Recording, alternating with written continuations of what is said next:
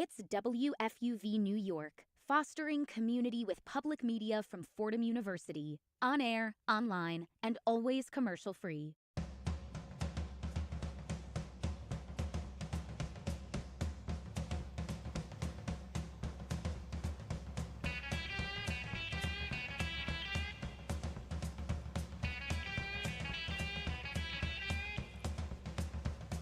Good morning or good evening, depending on where you are listening. Welcome in to One-on-One, New York's longest-running sports call-in show. My name is Brendan Shorey. I am joined today by Anthony Smith and Maggie Danahy. We got Travis Hayden behind the board and Brogan Asherdo on video today. Man, we are excited to be here this morning, or if you are listening on the radio, we are excited to be here tonight.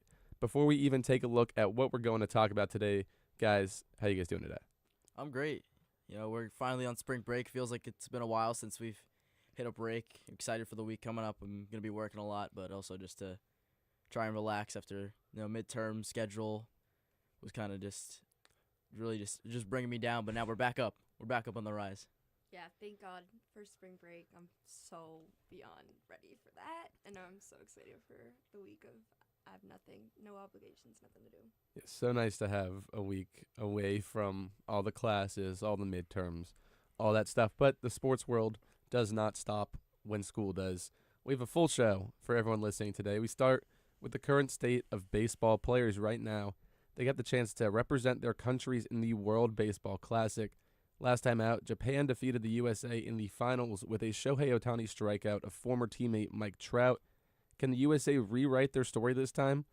After that, we'll switch leagues to the National Football League. The franchise tag window has closed. Free agency is set to open soon. The new league year is set to start very soon, where trades will be official. Trades are already being negotiated, and kind of deals have been made, but they can't be made technically. But it's in writing. It's in good words between the two teams. That stuff is already happening. Will there be any new big players in the New York area? We'll have to wait and see. Only time will tell. Next, the third of the big four leagues in the U.S., the NBA.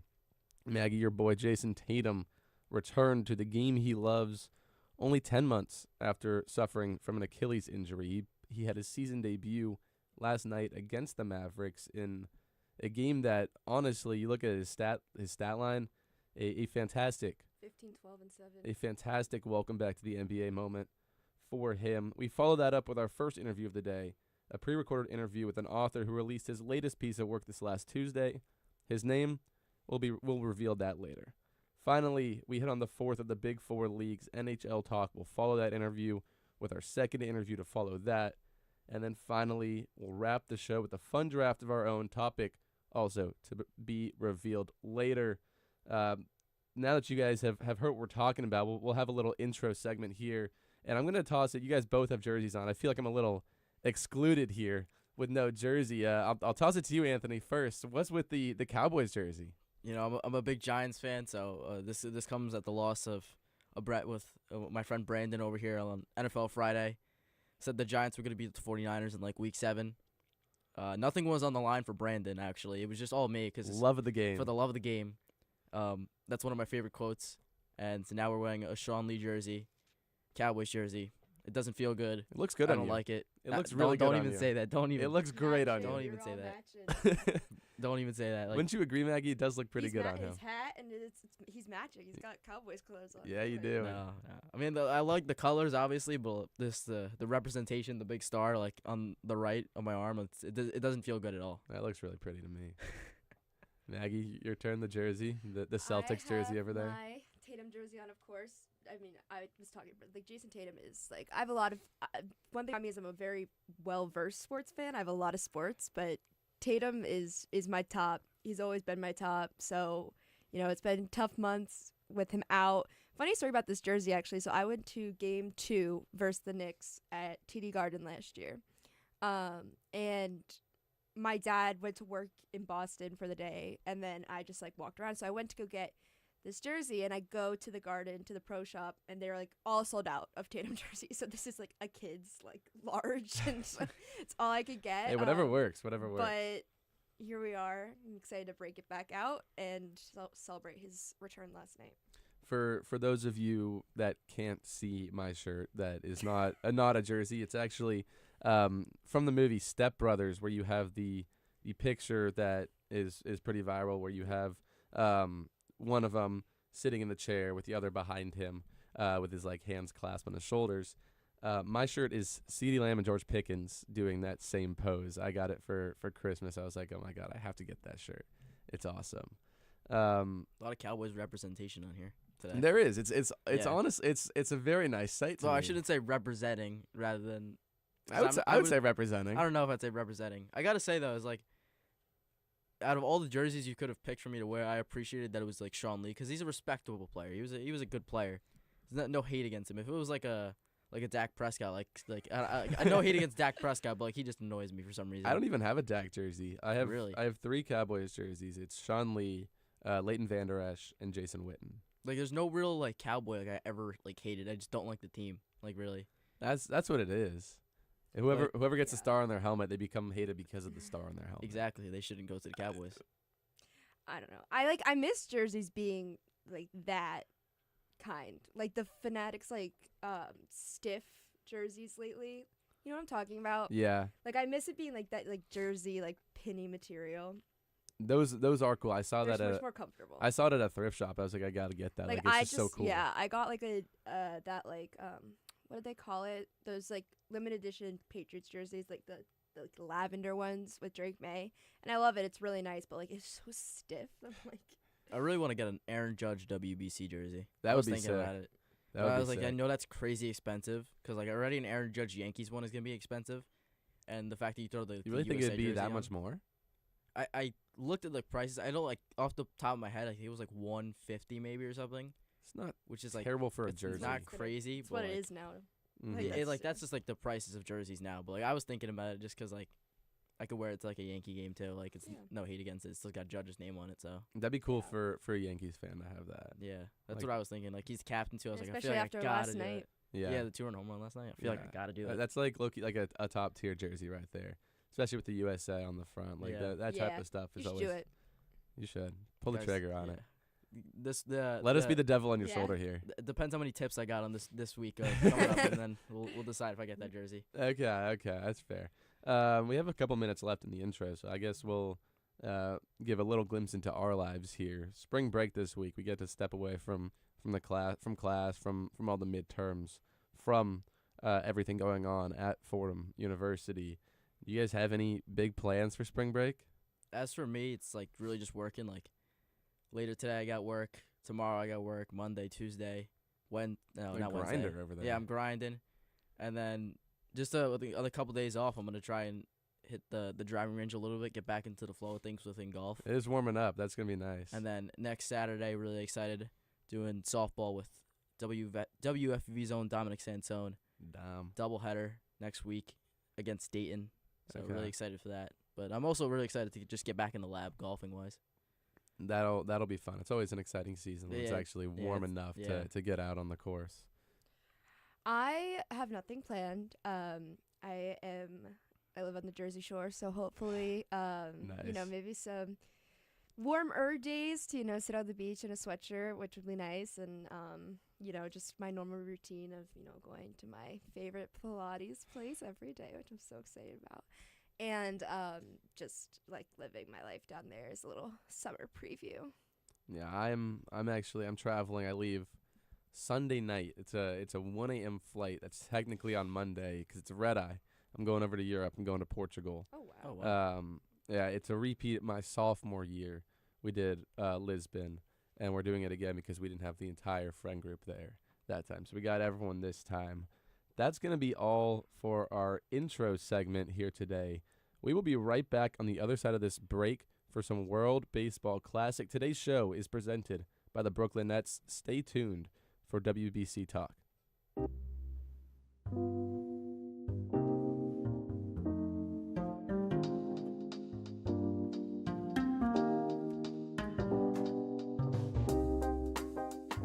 I'm Kurt Sipple, telling you to tune into One on One, New York's longest-running sports call-in show. Catch us live every Saturday on our WFUV Sports YouTube Live from 11 a.m. to 2 p.m. and later on 90.7 WFUV from 11 p.m. to 2 a.m. We break down the week's latest headlines with our collection of tri-state area beat reporters, along with interviews with your favorite athletes and media personalities. WFUV is your home to talk all things New York sports.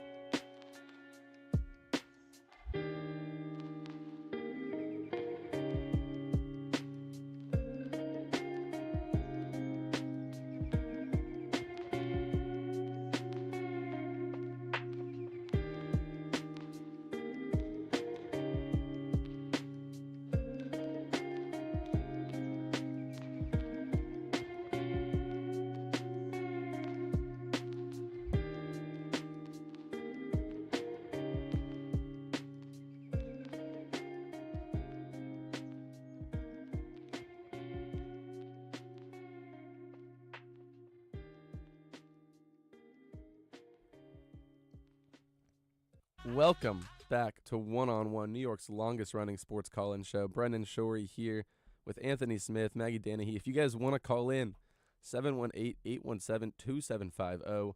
One more time, 718-817-2750. Ask us a question, give us your opinion, debate us. We would love to hear you call in and talk some, whatever segment we're on, talk some sports with us. Right now, it's time to get into the World Baseball Classic. We kind of teased in the intro Aaron Judge with a two-run shot last night in USA's win. We'll get to that in a second. I think at least to me, the bigger headline here is Tarek Skubal only saying he's only going to pitch one game because he wants to be with the Tigers. So I want to get you guys' opinion on that. Do you think, like, at that point, do you just say, Skubal, stay home, we'll get someone who can pitch multiple games for us, or do you take arguably the best pitcher in the MLB to just throw 55 or so pitches in one game? I don't think it's worth it to have him come all the way down for a game. I think if you're going to play on the team, you got to be playing multiple games. And it's kind of shocking to me in a sense because we're coming off hockey, both men's and women's winning a gold medal, and I feel like everybody kind of came together, and now they're getting ready for the WBC, and then Skubal says, I'm only going to pitch one game just to, stay healthy. But also with this USA team, I feel like they're so stacked on the pitching side rather than they were like 2 years ago, where they don't. I mean, Skubal's obviously great, and you can have him, but you also have Paul Skeens and a bunch of other starting pitchers there that can help you win. But it would just be nice to have Skubal there. But at this point, it's like if you're gonna pitch one game, like just stay home. Yeah, I think because of how strong the pitching staff is, especially like in comparison to previous WBC teams, that it's just kind of like, I kind of understand it from both sides. I do, like, especially if, like, you have a health thing that you're, like, cautious of, but also what makes you different from everyone else, like, everyone's playing in the MLB. So, and there are also people that I'm sure would, like, do anything to get on that roster and would play any game they were asked to. And I think that, like, it's like an honor to play for your country, and there's probably somebody else that is going to want to go and give their all to their country in the tournament. See, I'm stuck because on one hand you have the best pitcher in the MLB, at least in my opinion, who will come out and give you a very good quality start. Like, that's something, like, you don't even have to worry about the pitching that game whenever he goes out on the mound. So I think, like, that's, like, you pretty much have that game on lock. I don't want to say on lock, but, like, you're already, like, slated to have a very good, someone very trustworthy guy out there on the mound. But, like, on the other hand, I agree with you guys. Like, we just watched hockey, like you said, Anthony. These guys during their break during the season were out there and giving it their all for the U.S. team in the Olympics, and then coming back, and they have to finish their season still. So anything, if they got injured or anything like that, like, they would have missed NHL time. It's the same thing here with baseball. Like, you have the MLB season coming up, but the part that's different is that the season hasn't really started yet. So, like, you can use this as your spring training, as your kind of warm up for the season, especially if you're Skubal. So I'm very torn on that whole part. Yeah, I think like you see it so many times, especially with Olympic breaks and especially in NHL and WNBA. You have the Four Nations too in the NHL. Exactly. Yeah. Like the NHL goes to the Olympics mid-season, the WNBA goes to the Olympics mid-season. Both are obviously the best in the league, so teams have to, I guess, risk their best players. And again, like these people would do anything to represent their country at the Olympics or at a WBC, and I don't know. I'm with you. I'm torn on it because he's gonna have an impact being on the team and contributing what he can, but also, it's a little. I'm with you. I'm torn on it. I don't have one way or the other. I think my answer varies depending on which game he starts. If they're saying it's against Great Britain, which is today, then what's the point What's of the having? point? Yeah, what's the point of having them? Like Don't Great throw Britain. anyone out there. Yeah. I mean, nothing No- against no Great hate to Britain. Great Britain No here. hate against them, but Like, are you going up against Japan? like going out against Japan, like the DR, like then I would rather have school there and say, okay, yeah, we can get him the one game. That's the game we can get him against one of those top teams. But if it's gonna be against Great Britain, then my take still stays the same. Then just stay home at that point. There's no need. Well, there's also the whole thing, like Paul Skeens is he's unavailable for the finals too. He said he's going to have to get back to camp. So he's available for the first part of the World Baseball Classic, but USA announced that it's going to be Nolan McLean, I think, that would pitch in the finals if they got that far. But why is he on the Pirates? Right? What? Paul Skeens is on the Pirates? Yeah. Yeah. Why are they allowed to pull him back early instead of, and not the other? Like, I don't I think it's a mix of both, kind of the team. I think that's an inside the clubhouse type of thing where it's like, hey, we want you back and preparing with us at this date, so go do whatever you want to do for Team USA until then, but we want you back like at this But date. like the MLB starts at the same time for everybody, so like how are they That's the why I only don't team get that it. are allowed to pull their player back? Well, that's why I don't get it, because like 'Cause I feel like it's the an Mets aren't pulling McLean Yeah, back. I feel like it's a bit of an obligation where we see again in the NHL and the WNBA that they have an allegiance, or the USA Hockey or USA Basketball has an agreement with the league and with the teams that they are, taking the players for this time, for this thing that happens every few years. So I'm so confused why like one team would be allowed to pull their player back and not the others. I don't know That's gonna why. give them an advantage. Because you don't see the Yankees pulling Judge out of it. No. Like, I think that'd be weird if they pulled him back too, especially He's- since he's he's the the captain. captain. yeah, like I don't understand the whole. It's an inside the clubhouse. It's not like a regulations type of thing. It's just like whoever is in charge of whatever team is like, hey, like I want you back in with us at this date. So go have fun and do all what you want to do at the WBC until then. Which I don't know how much I love that. No, I feel like you're gonna then give an advantage for all these guys who then are sacrificing their time to go play for USA, but you're gonna get your player back and have him kind of be with your team more, so that when you're starting your like all-star or your big player is gonna be more acclimated to the team than the others because they stayed. Yeah, I don't know about the whole thing. I do want Especially to. for a really young guy like that. Like arguably Judge is more of a like He's a vet. Riz, He's a vet. like they're gonna want him back. He's more seasoned. He's for a young guy that's got a lot of energy, a big future ahead of him.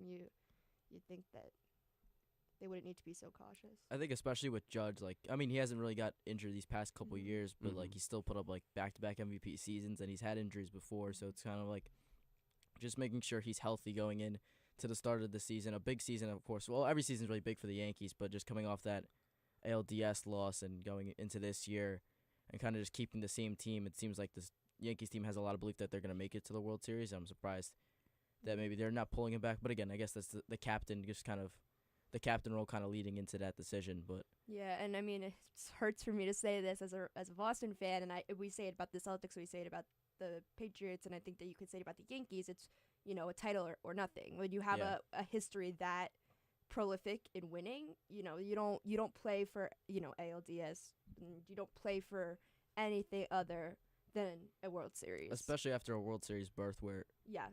arguably like they could have had a 3-2 series lead going back into LA if they just won game 1 and obviously should have won game 5, and then you have that, and then lose the next year to your division rival in the ALDS.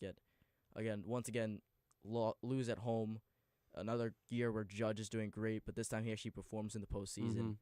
And just the time seems to be running out for Aaron Judge in his prime.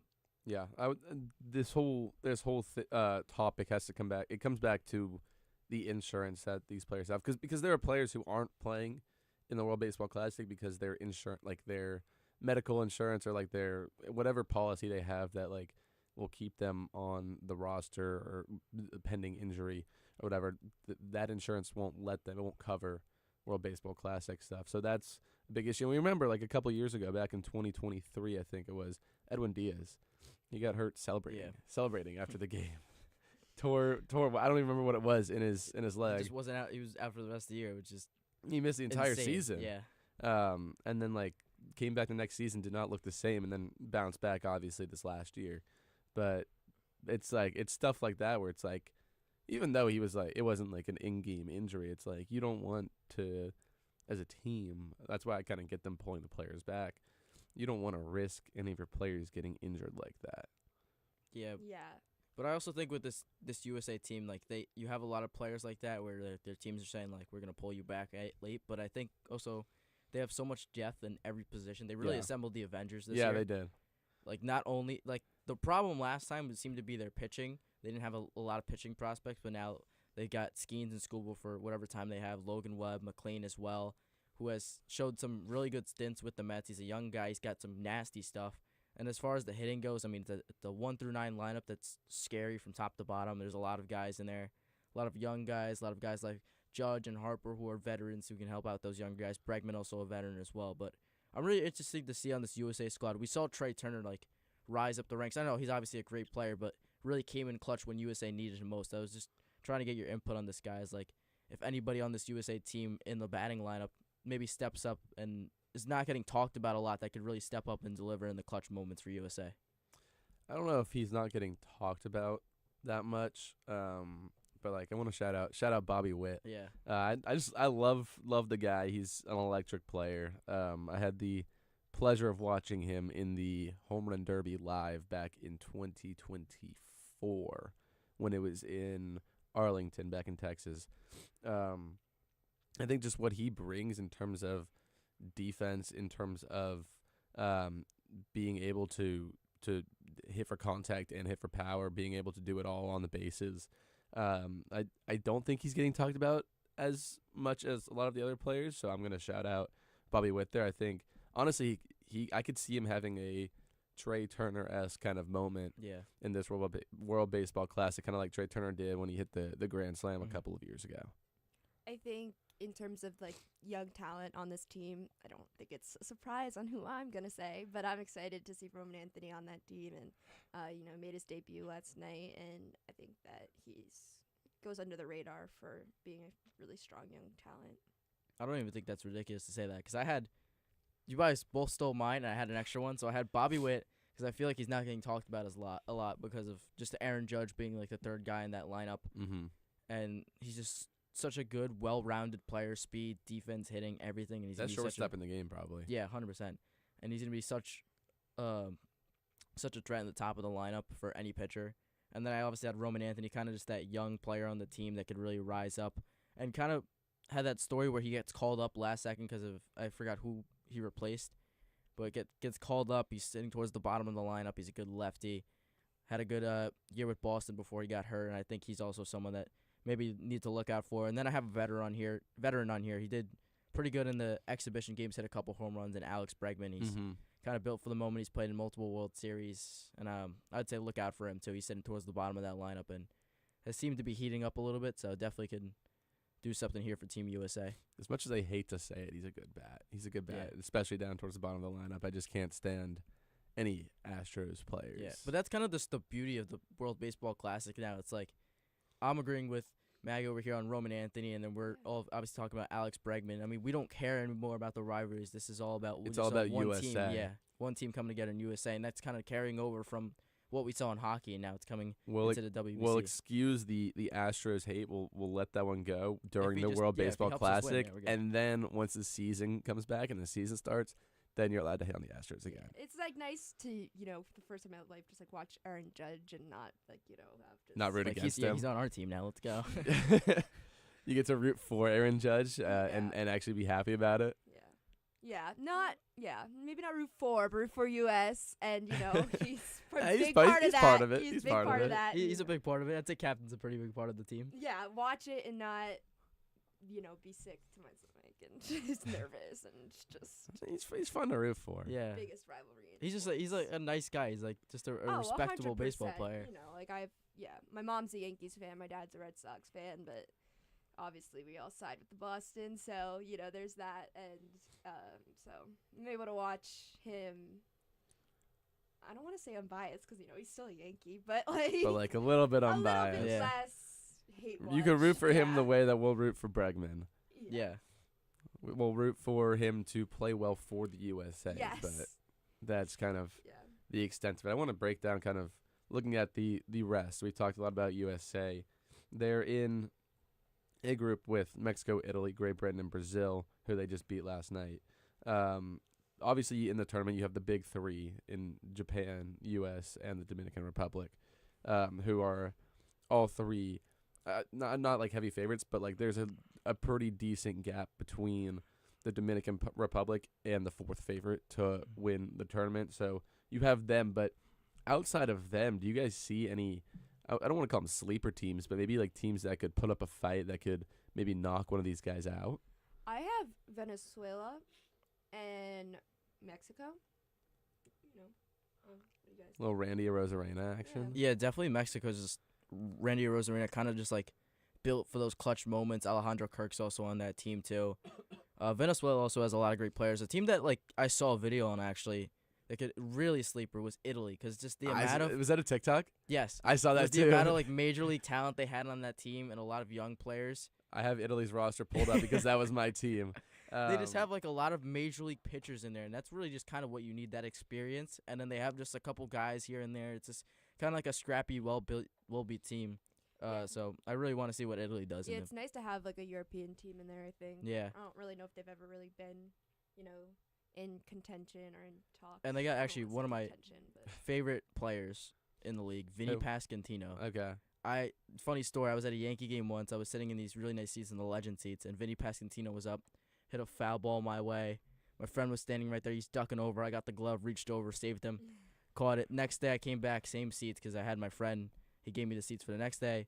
I saw Vinny Pasquantino. I was like, "Oh, you hit the foul ball to me yesterday. I caught it. Can you sign it?" And he signed it, and I have it that's still in my awesome. room. So That's sick. You brought it back to the game? yes, I did. Okay, that's sick. that was cool. You So- got to hold that over your friend, that you caught the ball over him while he was ducking. I haven't really reminded him. I haven't really reminded him of it because I kind of forgot it. It was just in the moment. I was like, "Oh my god, I just caught a foul ball," because it was literally right to our seats. That's something I'm not That- letting my have you friends ever forget caught, it. Have you And, ever caught a ball before? No, that's what you were saying. I'll tell you another story about Okay. that one in a second. So what happened is it's coming over, right? And a lot of us when a ball comes flying, we're like, "Oh, I got it," and we were saying I got it, and then the ball starts coming back this way. I'm like, "Uh-oh." And I just reach out my glove right there, and he's ducking over. But I was so in the moment, everyone was clapping and cheering and saying, "Hey, nice job, kid." So I was kind of in the moment. And then that second one for my birthday, 2 years ago, Yankees team, we were in the bleachers. This is when Juan Soto was on the team. My friend Michelle, who's actually a Cowboys fan, I was telling her wearing this There we jersey. go. So I gave her my glove, and she's sitting. I'm like, Soto's picking where he wants to go with the ball. I was like, Michelle, you got to get up on the seats. You got to get up on the bleachers in order for him to see you. And then all of a sudden, she has this small circle. It's no one really near her. I'm like, what? She's built for this ball. And then Soto sees her, throws the ball, and catches it with my glove. I'm like, damn. I was like, all right. It's thanks, Soto. You throw it to her when and then, I could just kind of set her up nicely for that one. And obviously now that Soto's not on the team, I said you gotta throw that ball out. But That is awesome. You can't let your friend forget about that, catching it over. I'm gonna remind him today now. Just 'cause. Yeah, now you have to. But back to Italy, where this kind of whole conversation started. They just have a lot of MLB players. They have an MLB player at every starting position on the diamond, which I think that is a huge part of not just being able to field a team of MLB talent, but a big part in going and competing against some of these other teams that are loaded. At least you have those guys with the experience. I'm also excited for Jack Caglione. Yeah. I think he might have his breakout here in the World Baseball Classic. Yeah, they've got a lot of those young players that seem like they could break out, and that some of that major league experience to tie in with that.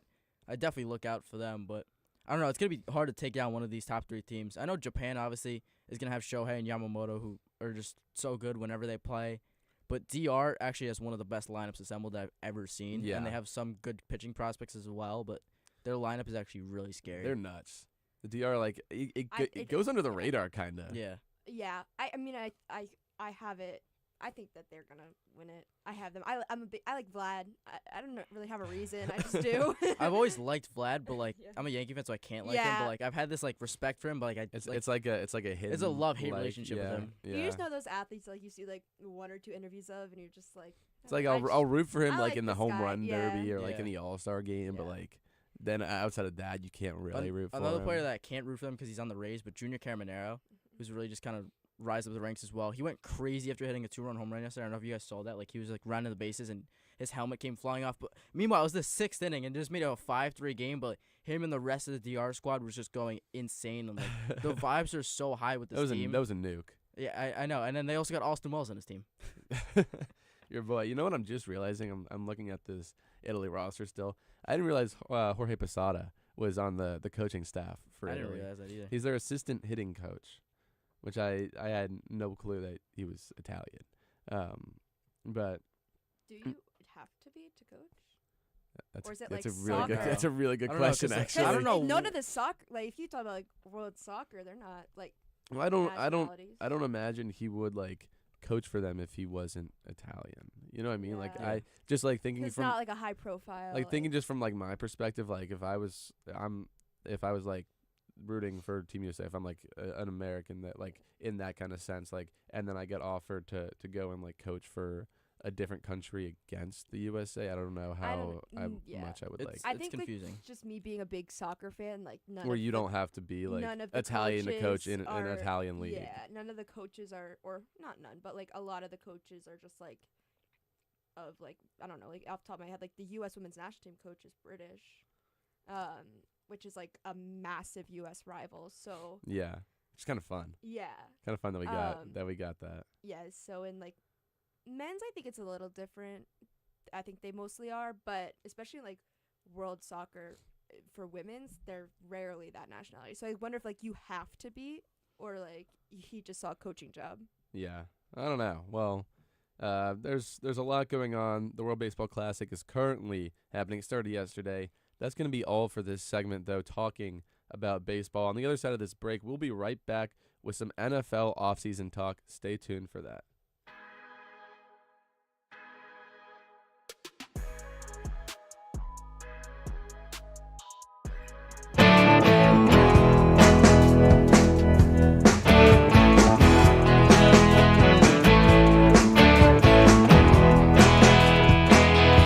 Hello everyone, I'm Trey Rodriguez, calling you to tune in to WFUV Sports One-on-One, New York's longest running sports call-in show. We're live every Saturday on YouTube from 11 a.m. to 2 p.m. and later at night on 90.7 FM from 11 p.m. to 2 a.m. We cover the latest news in the sports world with our wide range of beat reporters, as well as exclusive interviews with your favorite athletes. We'll see you next Saturday on One-on-One.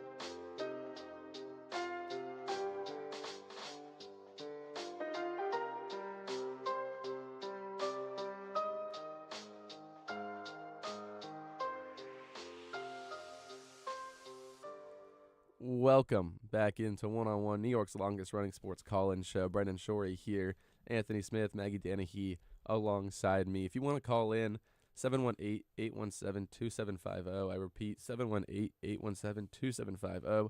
We will be doing a giveaway on 4 Nets tickets later today in the show. Stay tuned for that. It's going to happen in a bit. There will be some sort of trivia question, some sort of little question you got to answer to get these tickets, but that will be happening in a bit. For now, though, it's time to talk about the NFL offseason. A lot happening these days, especially last night. I think that's what we're going to start with. Max Crosby to the Ravens for a 2026 and a 2027 first-round pick.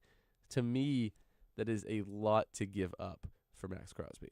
I think it's a win-win for both teams in a sense. I mean, the Ravens defense kind of struggled last year. You get such a threat in Max Crosby. Pair him up with Jesse Minter, who's your new head coach. And then the Raiders, you're really just getting that draft capital, kind of just in that rebuilding phase. But it was really interesting to see that they did trade him because obviously they're going to get Mendoza. They have Bowers already. They have Genty. And then you're going to have Crosby on the defensive side, but now they got rid of him. But, I mean, we kind of saw that same package for Parsons, and I think it's going to benefit both teams here. Yeah, I mean, I think that the Raiders are just, this is what you said, it's just a setup there for Mendoza, and they're already building that team around him and shifting players. I agree with you. I don't really understand the trade, that hefty of a switch. I don't know if it's really that equal, but it's very obvious what Vegas is trying to do right now. I understand it from both perspectives. I just think, I mean, if you're a Ravens fan, you're obviously very excited. I have a friend who's a Ravens fan back in my apartment right now, probably still asleep. Actually, no, he is awake. He already texted me. But he was excited about it. He was very excited. That's your next 2 years worth of first-round picks, though. That's the drawback. It's at that point, if you're going to do a trade like that, it's got to be like you're one piece away. Yeah. But, I mean, is this team really one piece away, though? I mean, they still I need a don't lot of know. help within the receivers. Yeah, they could use another receiver. Derrick Mike Henry, Evans. obviously, Lamar Jackson. But, I mean, you get Mike Evans, you're getting another just, like, old veteran receiver. That's what the Ravens do. Yeah, I know. There's like DeAndre Hopkins, they just did. They're going to get Mike Evans. Like, I feel like they got to get a nice young guy. I mean, I feel like they maybe trade up in the draft and try and get somebody, too. Just try and get some young pieces in that receiving core. Help out Lamar Jackson. I mean, at this point, Jordan Tyson's probably going to fall because of his combine and interviews. That possibly a possible landing spot there is the Ravens, They but could take a chance on him. I mean, feel like they have to, or at least take a chance on a but young receiver. at that point, they're having to trade back up into the first because their Yeah. first round pick's now gone. I mean, I don't know what the kind of direction is here with the Ravens, but I feel like, I mean, they do have to get some receiving help. And obviously, Max Crosby's going to help out the defensive end. You have Kyle Hamilton and then there in the back. So the defense kind of get built together. I feel like Jesse Minter's going to do a lot more than what they did last year. Mm-hmm. And I'm kind of happy that Philly doesn't get him because I don't know if you guys heard the rumor that they were willing to ship off Jalen Carter just in order to get Max Really? Crosby. Yeah. Wow. So that would have been terrifying, specifically for me. I wouldn't have minded no Jalen Carter in the division. Yeah, but then Max Crosby in the division would have kind of sucked as well. Yeah, Because he's a far better talent, in my opinion. And then Chicago also missing out on him. I know they were trying to get him as well. Would have been great for that defense, but unfortunately they do miss out on him. But unfortunate for, I think, in my opinion, Joe Burrow the most.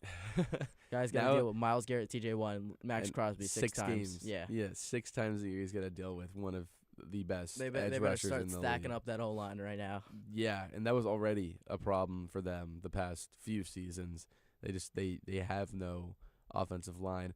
I know Schefter tweeted out that the Cowboys offered a first and a second for Crosby, and then once teams started offering 2 firsts, then the Cowboys kind of took a step back, like that's a little much for us. We got too many holes to fill in the defense. But Ravens are able to grab him. I mean they were one of the favorites to win it all this last year preseason, and had, I don't even know what to call their year. Lamar injury, and then he kind of just was never the same. And then like, the the whole defense at the beginning of the season was like the worst in the atrocious. league, and then by the end of the season was probably like top 10. I think the locker room started to lose it a little bit. I think John Harbaugh was there a little bit too long, and I think they just kind of needed a little bit of a culture change. But I think the John Harbaugh move, I thought, like, he's a good coach. I just think he wasn't the fit for Baltimore anymore. Yeah. I think this is a move that is going to try and make Ravens fans forget that Mike McDonald was on their staff a couple of years ago. And Super Bowl winning head coach Mike McDonald was on their staff a few years ago. That's kind of just what you've been seeing around the NFL, though. Like those coordinators that you really should be calling up to be your head coach and replace the guy. And instead, you let them walk. We saw the same thing. I don't want to say like Ben Johnson in a sense, but like you see the year that the Lions have without Ben Johnson, and like 2 years that the Ravens don't have Mike McDonald, and then the Seahawks win the Super Bowl. At those points, it's like, can you justify getting rid of your head coach that you have? Yeah. Like, could at the time, could the Ravens have justified getting rid of Harbaugh? Could the Lions at the time have justified getting rid of Dan Campbell? I think Dan Campbell not as much just because they were the 14-3 record, whatever, 15-2. I think Harbaugh maybe more just because he's been there so long that, you kind of expect like a little bit more from him considering he did win a Super Bowl. So maybe you can justify that. But again, I mean, at that point, you really don't want to take a chance on Mike McDonald at that version. But I mean, you kind of look back at it now, and the Ravens thinking back about that one. Yeah, that was the most recent move. There were multiple other trades that have been agreed on between the two teams. DJ Moore and a 5th-round pick to the Bills for a 2nd-round pick. The Bears lose one of their, I guess, top receivers. I don't know. He wasn't the best fit schematically for them. I don't think he really meshed well with that team. But Josh Allen gets a wide receiver one that he hasn't had in a few years, ever since Diggs. I know you won't help him. You don't think it'll help him? I think that he has had so many good people come in and out of, and just so many. I don't know about that. Whatever. I don't know. I don't like the Bills. I think this is beneficial for both teams. Once again, this is another really good trade for both teams. I think for Buffalo, you're getting a receiver number one. You get your wide receiver one. You have Shakir. He's not a receiver number one. He's a good slot receiver. He's the reliable guy you need in like a screen pass. It's like a Cole Beasley type of guy. Exactly. And I think DJ Moore, you also pair him back up with Curtis Samuel. I thought that was really interesting because they had cut the whole Curtis Samuel connection. They cut him? Yeah, they released him. No way. They released him and Teron Johnson. That's so sad. No, because DJ Moore come back to Buffalo and Curtis Samuel they had the whole they had their handshake in Carolina. DJ Moore went to 2 because of him. Oh, that's actually all right. Regardless, it's still a good move for them. But that makes me a little bit more sad about it. But he's gonna be a good receiver number one for them. As you said, it wasn't really fitting in well with the Chicago team. They had Luther Burden, they had Roman Nunes and Colston Loveland. They have a good young receiving core still. I just don't think he just fit in well with Ben Johnson's system. And I think there were so many mouths to feed on that offense, along with, so you still have a decent running game with DeAndre Swift. And I think it's good for him to kind of move on to another team. And Josh Allen gets that true receiver number one. Because, I mean, going down the line in the postseason, you cannot be throwing up to however old Brandon Cooks is with the game on the line on 3rd down and 10. Yeah. And I think Cooks or Shakir. Excuse, though. It's like, they didn't have wide receivers. There was no excuse when Diggs was there. There were no excuses when Diggs was there. Yeah. They still tried to make him. What? What did they try to say? There's always some reason why it's not working. I think this is the first year where you can kind of blame the game on Josh Allen, but in a case you kind of can't because, yes, he didn't really down the line do a lot for you, but you're not in that game without Josh Allen regardless though. But I mean, in the end, there were some mistakes made from Josh Allen, but again, you just 3rd down and 10, throwing it up to Brandon Cooks. He had the ball in his hands, but he just got taken away. You gotta get a true threat down there. I mean, no offense to Brandon Cooks, he's just not in his prime anymore. No, he's an older guy in the league. So you had him, you had Keon Coleman, you had Khalil Shakir, you had Shavers. No one you can really say that's my guy. There's just more players on the practice squad kept being brought up every week. 3rd and 10, you need it. There's not a guy there that I would say that's definitely who I'm or that's a guy who's gonna go get me a 1st down. Shakir maybe an open space, but Shakir's great. Don't get me wrong, but he's just not ball, no. I don't trust him to go and I don't trust him as much to be like Shakir, go win 1-on-1 and I'll find you. Yeah, that's what DJ Moore brings to this offense. It's you have now a threat on the outside that you can pair with Shakir from the slot. Yeah, I think pairing the both of them, it's gonna be a really good receiving duo. You still have James Cook, who's not only great running the ball, but also receiving as well. Yeah. And then Dawson Knox and Dalton Kincaid. I mean, the offense is always going to be successful with this Bills team. And I think their window is still slightly open because a lot of young teams in the AFC, you still have Josh Allen, one of the best quarterbacks in the league. And then Patrick Mahomes still out. Don't know what his recovery time will be, but you don't also know if he'll be the same. And this Chiefs roster, you take away Mahomes, they don't have a great roster surrounding them. Yeah, but like they had their window to dominate the East, and they've lost it. Is it a hot take to say that the Bills win the East this year? Yeah, it is. I don't think it's a hot take. You have second in MVP voting quarterback. And what was the schedule again? What was the schedule again? That is such a bad argument. Oh my god. Listen, no hate to Drake May and the Patriots. I just don't think the schedule was well enough. I didn't think they. I mean, if you look at the two I think teams, the Bills and the Patriots played in the postseason. Bills and the Patriots, Bills they split the season series last year. And I think if I they don't play think- I again in don't the think you can postseason, I think the necessarily- Bills are winning. I don't think you can necessarily rule them out. With a first-year coach, a second-year quarterback, and a young team. So the Bills A lot is changing right now. The new head coach for the Bills this year.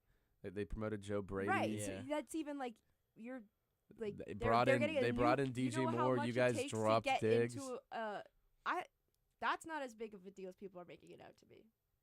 I think they'll go out and get Alec Pierce, and that will Then it's They literally had- like Alec People Pierce and friends. They had Alec their Pierce and Kayshon Boutte, and that's it. opportunity. They had their opportunity to have the East for a few years, and they didn't capitalize on it, and now we're taking it back. I think So, they'll be back this year, though. I think it's gonna be a lot closer than you think, Maggie. They'll be I- back this year. disagree. I think there's a realistic chance the Bills win the AFC East.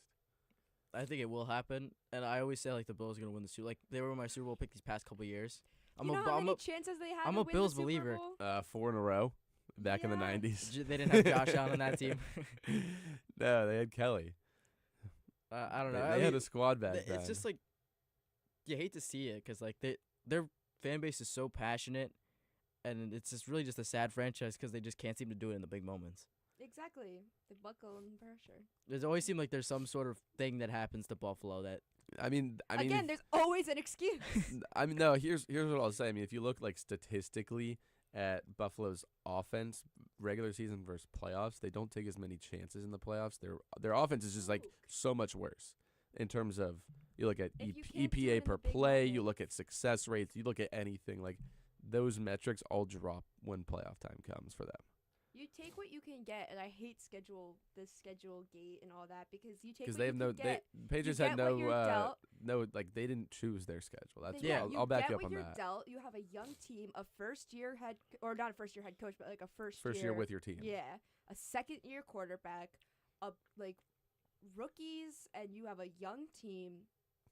Stephon Diggs was our most seasoned veteran, and he's no shade to him, but he never been to a Super Bowl. You don't have a team that has experience, and they were that good in that year. And you're talking about the Bills, who, I mean, I'm kind of hypocritical that I'm gonna be like they have a new coach because I'm saying that helped me, but that's a rare for a new coach to be that good and to have a team acclimate that quickly. And if the new Bills Mike coach can do that, can do it. But Johnson. all right. they did what we were just talking about. They promoted their coordinator, and they Yeah. got rid of their head coach. Some coordinators should stay coordinators. I agree with that. That was. I don't know if that was the move. I don't know if that was the move though. You 'cause know what? Some that you kinda coordinators just- should stay coordinators. I was You not a guys ever big see fan the of the Joe Brady. You guys ever see the photo where it's the guy and he's and they had a photo of him going to the gym one day, and then the second one it's all he did was just move back 5 steps. That's literally what they did. They really just promoted Joe Brady, who honestly wasn't even the best offensive play caller. He still has some questionable calls, and I think they really should have got someone new. But the thing with this Buffalo team is I think they trust Joe Brady a lot, and they comfortable with him that this maybe could work out rather than it wouldn't be working out with other teams. Josh Allen has a really good connection with Joe Brady, and I don't know if you guys saw the thing where Joe Brady's hyped to celebrate with the defense this time during training camp and everything, and I think they're comfortable with Joe Brady. I think it could be successful. You want to talk about Joe Brady's time in Carolina? No, we can leave that one. Yeah. I think he should have stayed coordinator. I don't think they should have promoted from within, but they did, and we'll see how that goes for them this season. Another big trade that happened a couple of days ago: Trent McDuffie from the Chiefs to the Rams. The Rams, that was really their only hole was at cornerback, and they go and they get one of the better cornerbacks in the league without having to give up honestly a whole lot. Wasn't that a fair trade for the Chiefs? 29th overall pick, a 2026 fifth, a 2026 sixth, and a 2027 third round pick. The Rams are expected to sign a longer term deal with McDuffie as well. So it's not just a 1-year rental. But they go and they get their guy, and they still keep the Falcons pick at, what is it? I want to say 13, around 14. They still have that pick in the draft. They can go and get another corner there. Yeah, they're just kind of building this perfect team in a sense. Kind of what they did a couple years ago when they got Stafford and they kind of built around him, and they're kind of realizing this is like Stafford could be last year, and it seemed like it was the missing piece for this team. The offense seems to not be the problem. Yeah, obviously got Stafford, Nakua, and Kyron Williams and Devontae Adams, and they're kind of just buying their team back again, and it seems like they can make another run. The Super Bowl's back at SoFi this year, so maybe they run it back. That's the on last their home place turf. he won it. It's the last place Stafford won it. No more daylight Super Bowls. No? No, Super Bowl should be in the dark. I don't know. It was kind of a vibe this year. No, it wasn't. It was. Don't get me wrong. It was early. Well, early it was like 3 o'clock for you guys. Right? It was like 3:30 game for us. But I didn't really mind it. I don't like the Super Bowl. I mean, where do you want them to play then? Just like At Atlanta. MetLife? Where it's dark. Like, no, MetLife. You could do Atlanta. You could do New Orleans. You can do. Yeah. Well, New Orleans they seem to do a lot. Just to be in like the bright daylight just doesn't feel Super Bowl-y. Yeah, you should have the whole day leading up, getting like nervous, and you have the entire day, and then night comes. Like, I feel like if it's at 3, then like you're waking up and having breakfast, go play a game. I'm like, I don't know. I just like the whole. It was dark by the end. Wait, so you agree with like the 6:30 time though, right? Like for us, you're saying, but like where the Super Bowl is, it should be 6:30. It should like relatively be all the same. 6:30 is what you're saying? But you should be watching the game. The game should happen in the dark. It wasn't really dark. I think 6:30 would be dark if it's like somewhere closer to us. Yeah. If it's on the East Coast, that's but what I'm saying, like, should be dark. But then I don't know if you can exclude. It should be a night game. The Super Bowl's a night game. I don't know if you can exclude West Coast. You can't. Like that's like stadiums not a rational argument, but I just personally like the Super Bowl better in the dark. Like there's no one. You like, can't really not near here. include the West Coast or other time zones. Like that's not America. That's not how the country works. But I like it in the dark. That's fair. I like it to be a night game. I mean, to be fair though, if you play it at like 6:30 here, they're still watching it at 3:30 on the West Coast. But I think she's talking. Which I don't know I'm about. just talking about me. I'm just being selfish about myself. I know. But yeah, also the players. Yeah. There's no rationality to this argument. Okay. That's really all for the trades. I mean, free agency is opening soon. Well, when the league year technically starts in a couple weeks, that's when these trades will go through. That's when free agency will open. A few big free agents out there. You guys already mentioned one of them, Alec Pierce. Trey Hendrickson, another one. Tyler Linderbaum, Jalen Phillips, Rasheed Walker, all guys who are going to be free agents. It's going to be interesting to see where they go. Looking at the tags, though, the franchise tag window closed recently. I want to get you guys' opinion on the Daniel Jones transition tag. I know, I'm assuming you are a Daniel Jones fan. I love Daniel Jones, yeah. Okay, yeah. So we got transition tagged. So for those of our listeners, what that means, it's not a traditional franchise tag. It is a average of the top 10 salaries instead of the top 5. So he's getting paid about $38 million a year. It's non-exclusive, so he's allowed to negotiate with other teams. If other teams offer him, the Colts have the right of first refusal. They're allowed to match that offer. If they don't, he's allowed to walk, and the Colts would receive 0 draft compensation. Whereas a traditional franchise tag, non-exclusive, you would get 2 first-round picks. But it would also be the average of the top 5 salaries instead of top 10. Do you think that was a good move from the Colts? I feel like it's a low-risk, high-reward move from the Colts. I think it is because, I mean, he played really good throughout. Although $38 million is a lot. Yeah, $38 million is a lot of money, actually. But, I don't know, I feel like it could kind of be like the Sam Darnold move. Like the Vikings, the one thing they did, they saw Sam Darnold win 14 games, and then they didn't sign him back. And Daniel Jones, they saw what he did do in the time he was playing. He was winning games. That's all you need, winning football. But, like, also coming off an injury. And I know firsthand experience, Daniel Jones coming off an injury, I don't know how comfortable I feel with that. But, again, I think it could be like a high-reward type situation. Yeah. And maybe Daniel Jones has the Sam Darnold type season and leads the Colts to the I Super Bowl. imagine that's why they went with the transition with the top 10 average salary. Super Bowl. Come Sam on now. Darnold. Come on I now. mean, Daniel Jones to the Super Bowl. That would be the ultimate oh J- my god, Giants fans. Daniel Jones. If he could win one in Indy, If he wins one in Indy, I'll buy an Indy jersey of Daniel Jones. yeah. But Yeah. wouldn't you be bitter that you guys let him go? No, I'd be happy for him. I love him. He just it just didn't wasn't a work good out. fit. Just It didn't didn't work work out. out in New York, but Yeah, our one I'm year sure he'd be- together, our 1 year when you did really good, it was special in my heart. and I'm sure you'd be happy You for could I'd be him. happy for him. afford. Well, no, I'm big Jackson Dart. Just I like him, so I feel like Oh, I love Jackson Dart too. I but feel like, I'd but I'm still like be happy for Daniel Jones. I would, as a franchise, rather have Jackson Dart than Daniel Jones. I don't think personally. Daniel Jones is built for New York as much as Jackson Dart is. I think Jackson Yeah. I Dart's agree kind with of that. built I for agree with for that big spotlight. He's kind of playing the role nicely. Like, I mean, he bust out all those dance moves. I mean, they're kind of like similar in a sense. Like they run the ball a lot, and their like throwing abilities is not really as good as a quarterback should be. But I think Jackson Dart just kind of handles the New York pressure a little It's bit more. it's the And aura. Daniel It's the Jones. aura. Daniel Jones definitely like. If like you told me to pick a team, he definitely seems like an Indiana type team because like Yeah. Indiana Jones. Like I don't know, he just kind of built for like that environment. So would you still root for him? Like say if he joined the Eagles? Mm, No, Sorry, like Saquon. no. Do you mm. root for Saquon?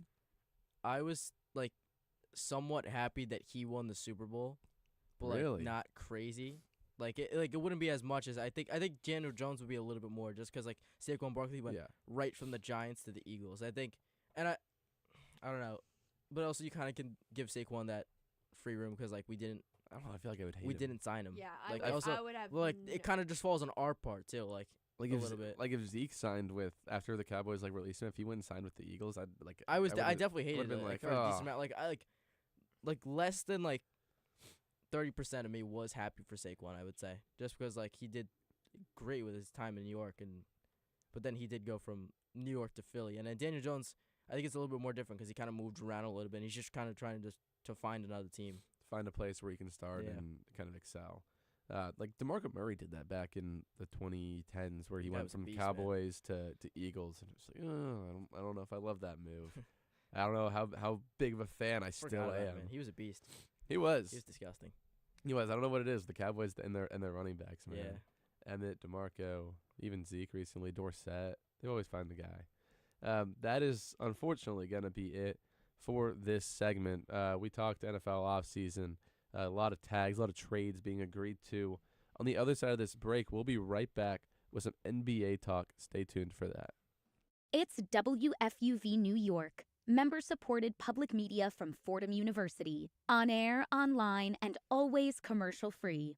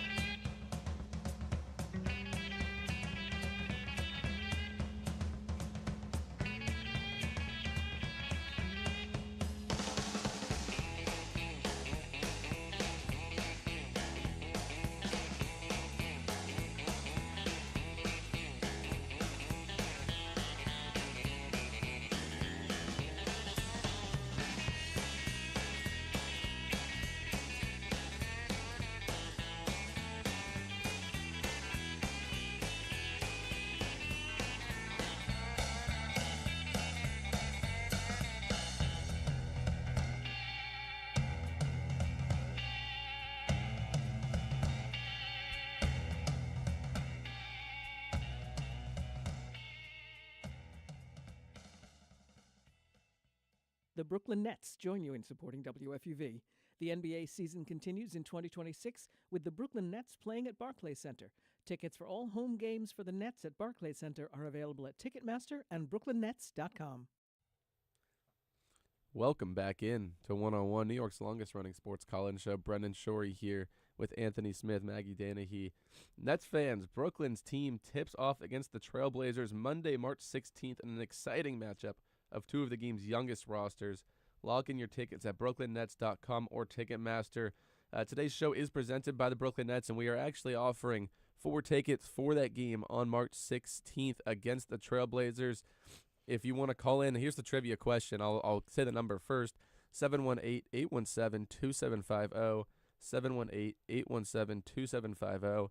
If you can correctly answer what year the Brooklyn Nets were founded, you have 4 tickets to this Brooklyn Nets versus Trailblazers game waiting for you right here. Again, 718-817-2750. What year were the Brooklyn Nets originally founded? This is kind of a perfect transition, guys, because it is time to talk about the NBA and all the big storylines. And I guess we'll go with Maggie. We'll go with you first here because your favorite player out of every sport ever, right, returned to action last night. What did you think of his debut? I was so nervous, but you know, he came out, he missed his first 6 shots. He looked shaky, like he didn't look like himself. And then, you know, he missed a dunk, which, you know, is never something that you want to do. It's not the most fun thing to witness. It's a little worrying. Yeah. But then he came out, dunk, step back 3, then just as a Mavs fan, that was a sequence that I hated watching. It was put back dunk. Yeah, put back dunk into side step 3. Yeah, it was just classic. It was filthy.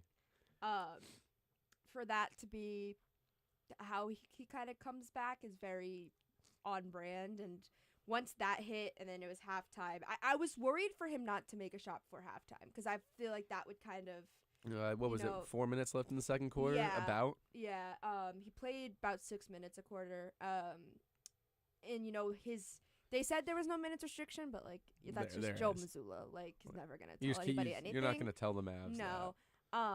But it was pretty obvious that they were going for 6 minutes per quarter, so he was gonna come out soon. And I just was really hoping that for him to see a shot go down before half. And you could see that once it did, especially the 3. I think because like he did miss the dunk, but you're gonna make them if you're in the. It's like the 3 and his classic sidestep, and it was right. It was cool. It was right in the corner where his family was sitting. Right with Deuce in the background. Deuce in the back was great. His mom was back there, and you could see the weight just lift off his shoulders. And then he came out in the second half. He was phenomenal in the third quarter. He was on fire. He was you could see it just click back, and there were a few, like you could see there was like an alley-oop attempt from Jaylen Brown, and he was a little hesitant, wasn't quite there yet. But other than that, there are a few like shaky moments, and he looked pretty confident. I'm really, really excited to see where he goes in these next 19 games in the regular season, and then hopefully we can number 19. See, that's the beautiful thing about it is like you have 19 games to get him kind of accustomed back to the speed of the NBA, the competition, just getting back into like game shape, where he should be. I don't want to say warmed up, but kind of accustomed to it by the time the playoffs roll around. Kind of like you don't want to call the last 90 games of the NBA preseason, but like more of a, people were saying wait. Kind of is a preseason for him. Like wait till the playoffs. You know, don't risk him. I think that's just a lot of people being scared. But I mean, it's nuts that he came back this quickly. Yeah, under 10 months. I mean, I think to see that and to see how good he was, and I know he did a lot of he has this documentary. He didn't take narcotics. He didn't, it's just a different way of doing it. I think that he could really be a big step in the evolution of sports medicine, especially for this injury, which is such that's the injury for an NBA player. And so I think for that to be that successful and that quick with a lot of different ways and how it was usually treated in the past could be a really big step forward into maybe this injury not, any injury is going to be devastating, but not as detrimental maybe it was in the past. I think that's hopeful. Yeah, I mean, you look at even the guys who are the big stars who are injured right now. You have Dame, who suffered an Achilles injury before Tatum did, and he's still out. I mean, given the fact that he's on a Portland team that's not really competing, so they're not going to rush him. Or not, I don't want to say rush him back, but they're not going to be they're probably going to sit him all season.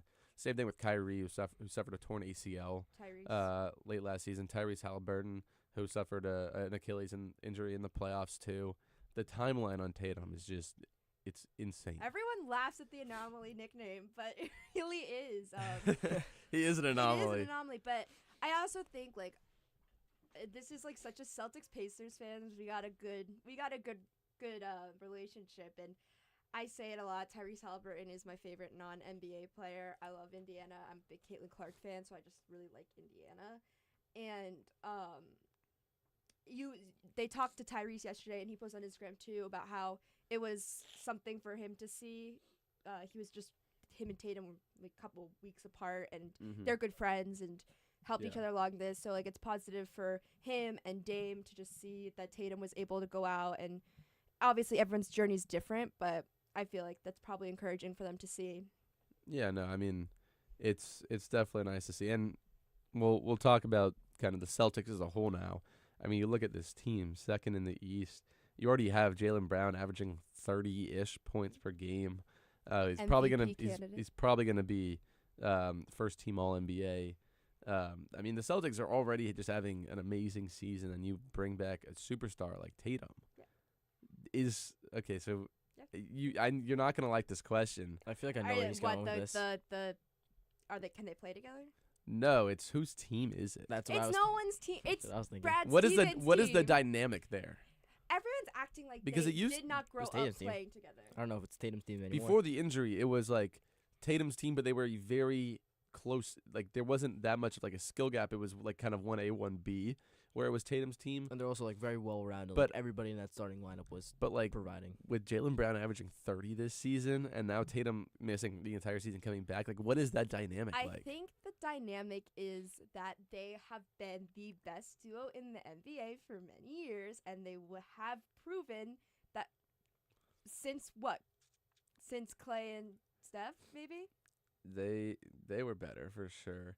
I don't know if they were, but okay. I would. In the past, they've been a better duo, like not an individual superstar, a dynamic duo like that. Then it's like you think of Shaq and Kobe, you think of Clay and Steph. I mean, obviously they're different players, but in terms of dynamic duos in a starting five, I'm taking Braun and AD back in 2020. you're taking okay. All right. They won a chip. LeBron. And so did Jaylen Brown Yep. and Jayson Tatum, and another finals appearance. I'm taking Braun and AD as a duo over But they won Tatum a and chip Brown. is I don't not know a about good that run to the argument because finals, so though. did we. I just think they're a better duo, but continue. And I think that narrative is like people have been waiting. They've been waiting. First, it was that they couldn't play together. That was the whole narrative. They're never going to win a championship together. They can't play together. And then they did. They won a championship.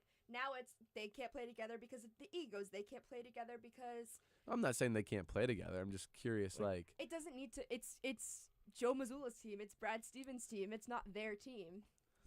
that's fair. That's a pretty good answer. Is this- though. That is Yeah. That's a actually. good answer. Have you been PR trained? Yeah. So the Celtics PR So, like, it's trained not her. a single person player. It's a whole It's team Brad effort, dude. Stevens' mastermind of a team. It's Well, Brad Stevens. The Celtics texted drafting this morning Hugo like, be careful when Gonzalez, they're talking that- about NBA. Hugo Gonzalez is the seal of the trade. He was drafted, 26? I want to say. You'll know better than us, probably. Late. Late first. Because other GMs aren't going over to Europe and finding these kids. And he has been He's been huge. incredible for us. And I really, what was this? 28th. 28th. Hugo Gonzalez was drafted 28th. That is wild that nobody else found it. Brad Stevens is a mastermind. It's his team. He has been able to keep our big three together so long. And Big three, including Derek White. Okay. and that's whose team it is. It's Boston's team. It's our Okay. team. Okay. That is like the answer that you would get from Tatum or Brown. Like, whose team is this? That's And a they're strong like, answer. this is all, like our team. This is Boston's team. This is Brad Stevens. That was a good answer. Celtics media team definitely texted Maggie this morning. Like, be Yeah. careful when Please you're on the hire me for yeah. intern. Like, if you're gonna wear the jersey, we're gonna help you out with Yeah. what you got to say. Would be happy to take a PR position there. As an intern, so. Boston Celtics, you hear her. Yeah. But yeah, the Celtics. I mean, they look amazing. Well, there's another big storyline. Our glorious king, LeBron Raymond James. He passed Kareem for the most field goals made in NBA history, with number 15,838 the other night, and then suffered an elbow injury. It's just, to me, it's just like How is that astonishing. possible? Wait, What? Kareem had the most field goals made, but he was in second. Was it Kobe first? Kareem had the most, and then LeBron just passed him. No, but like in terms of points, Uh, wasn't he not second in points? No, Kareem LeBron was- has the most, but Kareem is second Yeah, right Kareem's now. second. LeBron passed him like Okay. 2 years ago. maybe? My freshman year, so 3 years Or ago. Yeah, 15th, I remember actually. watching that Yeah. little turnaround, Yeah, fade away from fadeaway the shot. elbow, and then they stopped the game for it. It's Yeah. like, For the glorious king. LeBron. But yeah, I mean, the records keep piling up for him. Yeah, It's he's just doing astonishing. everything. I'm now. surprised there's still some that haven't. I been know. I broken. was. thought I he- was. Well, actually, there's one more that he's really close to. He's played in 1,606 career regular season games.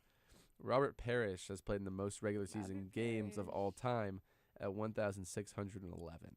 So he's 5 games away from Robert Parrish's regular season games played record too. I love Robert Parrish. LeBron's played in the most postseason games of all time. That's something else. But I mean, to me, it's just astonishing that he's still breaking records at this age. Yeah, he's going for everything at this point. Like every record that you're gonna have, like LeBron's pretty much gonna be at the top of that list, and it's crazy to see with his age that he's still doing it. And honestly, I kind of forget that Luka Doncic is on this team too. Like it's incredible. You don't have to mention his name. I tear up whenever I hear that. But Going to forgetting he's a Lakers Dallas might fan. have been ruined his career. he was Honestly, I can loved see it in like because Dallas. he's like people are gonna forget about him until LeBron leaves, and then Which is never. eventually Mhm. LeBron gonna be playing until he's 60. Yeah. I saw someone post something the other day, and they're like, LeBron next year he should do like a retirement tour, but instead of like signing with one team and going around, he should sign a 1-week contract with every single team, and just play for every team, and the jersey sales will go crazy. Every team would be selling so many jerseys. Who's he gonna be playing in the playoffs though with? If I not, Cavs. don't know. Gotta go home. Yeah, probably. home. You gotta go home. At Go that home. point, yeah, probably. I think that to give back to the state of Ohio, who doesn't have much, needs to go back and do his final season there, but he won't. yeah. He likes the Lakers. He likes the celebrity part of it. He likes the fanfare, and he's not going to. But I think he should. My favorite thing is like seeing whenever it's playoff time. I'm stealing this from somewhere online. Whenever it's playoff time, is seeing LeBron's name on the top of every list that they show during the playoff games. Like it'll be like the most random list, like statistical feats, and it's like, yeah, like those E Curry, ESPN Curry, random stats. Curry did it for his 3rd time tonight. Jokic has done it 5 times. LeBron has done it 28 times, or something like crazy stats like that. He's always at the very top of those lists, which is really fun to see. I guess we'll shift because I mentioned his injury. Today's NBA, the 65 game rule that applies to all awards. I think I agree with it. you agree with it. I do. I think that like to make the impact that an MVP would make, you gotta play most of the games. I agree with it to an extent. I think in order to win MVP, MIP, DPOY, 6th Man of the Year, like the awards, I agree. think you should play. You should have the 65 game minimum. I think for all NBA I actually teams agree with you on and that. all defensive teams, you should not have a 65 I game agree with you, minimum. yeah. Because I think if you get a guy who goes out there and plays 64 games in a season, but is averaging 38 65 points is a per lot. game, like that's an all NBA first team Yeah. I player think to it's me. gotta be you gotta play half the season for the all NBA teams because I Yeah. don't hate that. 65 is a lot. I actually is didn't a know that it lot. applied to all NBA teams. And that's how hi Kurt. That's how these players like. That's what goes into their contract, into like how Yeah. much money they're able to make is like how many first teams, how many second teams, how many all NBA teams have you made, and that determines what your supermax value is worth. So I think like if take Wemby, like if he plays 64 games this season, gets hurt, isn't able to make an all NBA team, like his supermax is like the price is gonna go down. The Spurs are gonna, they're gonna build something for the next 10 years. I still think about it to this day. If they just got one more pick, if they somehow had Cooper Flag and Oh my Wemby on the same God. team. That would have been insane. You can have Cooper Flag and Dylan Harper on the same team. No, Cooper Flag and Wemby. Yeah, I know, but then like you're gonna give up. I don't. I Well, don't 'cause know. I don't know if that would work 'cause as they well were as one you They pick were think. away. they were the second pick in the They I were draft. don't know away. if that would be as duo as people think it would. I think it'd be good, but The defense I don't between know those if two. that they're I don't good. know about I don't know if it's like they're gonna be that much better than they right now I don't even want are. to think about it. I don't even want to think That would about be what the would happen best if they team in the were the NBA team. 5 years from now. 100%. That team would be better than today's Thunder. There's a lot That of team variables. that in team would probably beat a lot of the variables. Warriors back in like 2016. Dare I say If they it? built around, because they still have a good enough roster too. If they, all you do is just really just replacing Dylan Harper with Cooper Flag, Yeah. and You they're got second Stephon right now. Castle. Like you have you Yeah. got Fox. You got a good young core. Like that team would be insane. I don't even if want they to think were about able it. to get that. There's a lot of variables. Travis Tonight- would like it. Travis is a Spurs fan, I think. Travis, is that true? Dude, that would be. He's smiling, giving me a big thumbs up back there. That would just be like, I think I would stop watching NBA if that happened. Like if those two got paired up. But that'd just be nuts. But yeah, I mean, Maggie, you agreed the 65 game rule. Well, we also have like because of that 65 game rule, the MVP race this year is kind of Jaylen a Brown, little Cade. wacky because you have Jokic and you have Shea who are like getting close to not being eligible for the MVP award, and then if that happens, it's Jalen and Cade are the two favorites. I think Cade is favored a little That's more over ridiculous. Jalen Brown. That's ridiculous. That's ridiculous. Go ahead, state Jalen Brown's case. Gap year. Have you heard gap year for the Celtics? Everyone said it was a gap year. I've heard gap year. I have thought that was so disrespectful to Jaylen Brown and to the guys we have. Did I think that we were going to be this good? I'm not going to sit here and say yes. But I always knew Jaylen Brown had this in him, and I think that it has had such a bigger impact on the Celtics than Cade does on the Pistons. I think that you take Jaylen Brown. Ooh, I disagree. I think that I don't know. you take Jaylen Brown, it is a gap year. It absolutely is a gap year if you take him out. If Tatum, like, look what happened to the Pacers. Their guy went down and they're last in the league. I'd say the same thing about Cade though. If Yeah. if Cade's out, He's not on the like team. if Cade's out, the Pistons are one of the no, I wouldn't say one of the worst, but they're definitely not the one If they seed. take Jaylen Brown out, as much as I love our guys, the Celtics are where the Pacers are. I see where like she's trying to prove there, because like the Celtics. I mean, I just mentioned it a couple minutes ago. They had such a well-built starting five last year in the playoffs. Everyone left. And then everyone kind of left besides Derek White, and then Jaylen Brown's still there. So I kind of see the point you're getting there, but I think also you take out Cade from that Let me- Detroit team. Let me ask you, who's the one seed in the East right now? All right, but like, And that's a team. Where were the Pistons but then, projected to like, be? okay, but then at you this say point? that Not say there. they say 65 game rule doesn't apply, and you think that it should be Jokic. Where are the Nuggets? They just got slapped by the Knicks. It did, but Jokic is Jokic. Like, So- don't but don't the compare number- don't compare I'm not Jaylen Brown to I'm not Jokic. I'm not comparing Jaylen Brown to Jokic. I'm comparing your argument. Where are the Pistons in the East? Where are the, I think where are the Nuggets in the West? I think you're just comparing But when if you Joker compare Jaylen Brown and Cade straight up and their contributions on I'm not trying to diminish anything that Jaylen Brown has done because he's been amazing this season. He's an All NBA first team player. Like that is a fact. I think that is so true. But on the other hand, I think what Cade is doing for the Pistons is just I think he deserves that award if both Jokic and Shea are ineligible. Yeah, The I year think that so. he's having. But why does he deserve it over Jaylen Brown? Why does he deserve it over Jaylen Brown? Because they're one in the East. Really? No, it's not just because they're one in the East. Obviously, the team performance helps a little bit, but I mean, When they went head to head, he had Cade at 22, Brown at 29. yeah, Yeah. that's true. Who won the game? I think. I'm not saying if I know. I'm just I asking. don't- yeah. I'm generally asking. Let me see. I mean, I don't think it's not all can't just come down to like the straight statistics of it. So you also got to measure like the impact these guys have on their team. Yeah. And I'm not saying like Jaylen Brown has like that little of an impact on the Celtics. He's the reason that they're second in the East. But I think you look at Cade and the season he's having. This season, just nuts. their seasons are not that different. I think it also might switch up a little bit, like that conversation, just because of Tatum back now.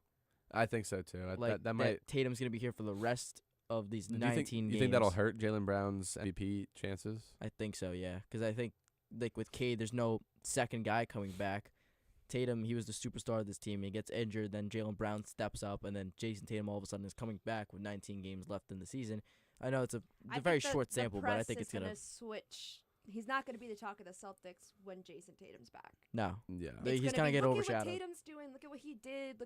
He's And they're going to talk an about anomaly. He's just 2 weeks The removed recovery. from his return. So I don't think that they're going to be talking about it, which might hurt that media vote. No, that's fair.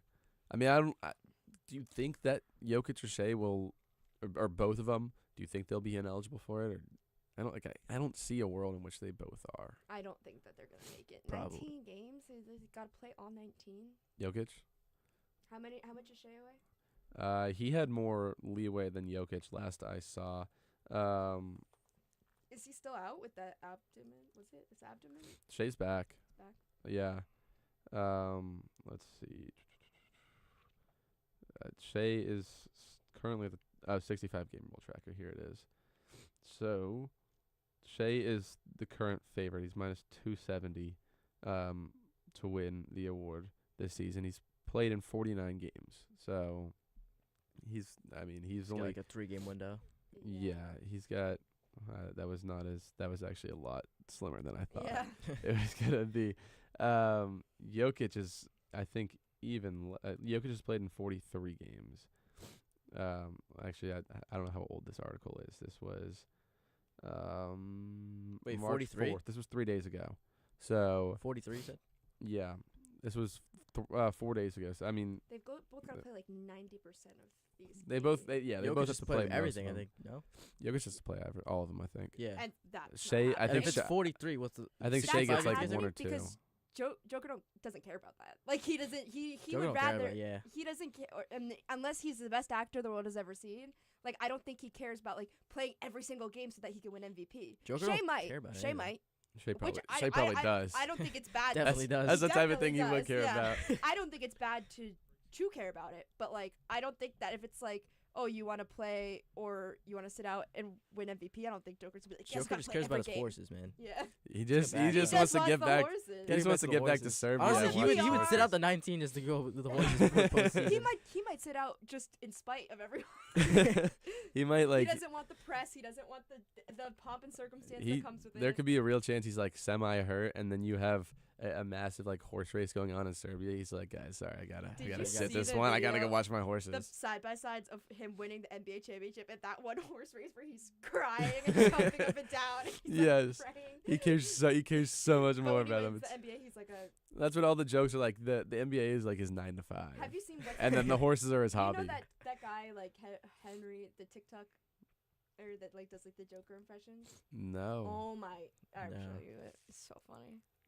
like Jokic impressions. Yeah, and like he was at All Star Weekend and like Steph knew him. Steph's like, oh, we watch all the videos. They're so funny. Like all the. I NBA like the guy players that goes know like, about it. where he's like, oh, like Jimmy Butler. He went up to like Anthony Edwards. He starts calling him Jimmy Butler, and Anthony Edwards is like playing along with it, which I love Anthony I saw Edwards. the video. He's like, Jimmy Butler. Oh my God, I love can't it. believe it's you, Jimmy Butler.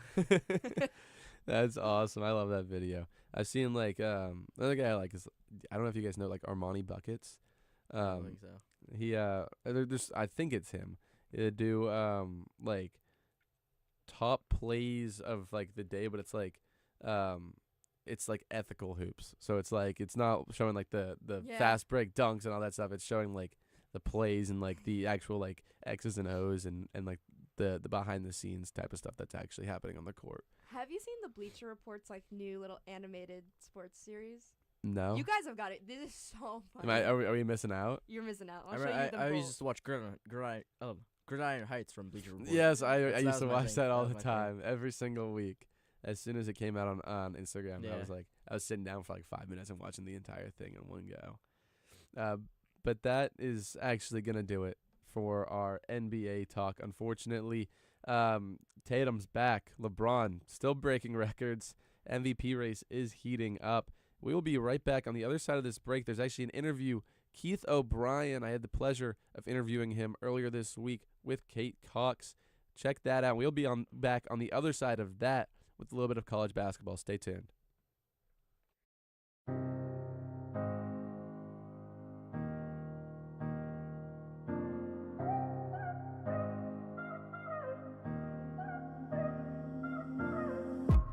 Hey, what's up? It's Owen Kelty, one of WFUV Sports' New York Knicks beat reporters. Jalen Brunson and the New York Knicks look to dominate the East and bring a championship back to New York. Keep up all season long on my X account at Owen Kelty for all the highs and lows of New York Knicks basketball. WFUV Sports is your home for all things Knicks.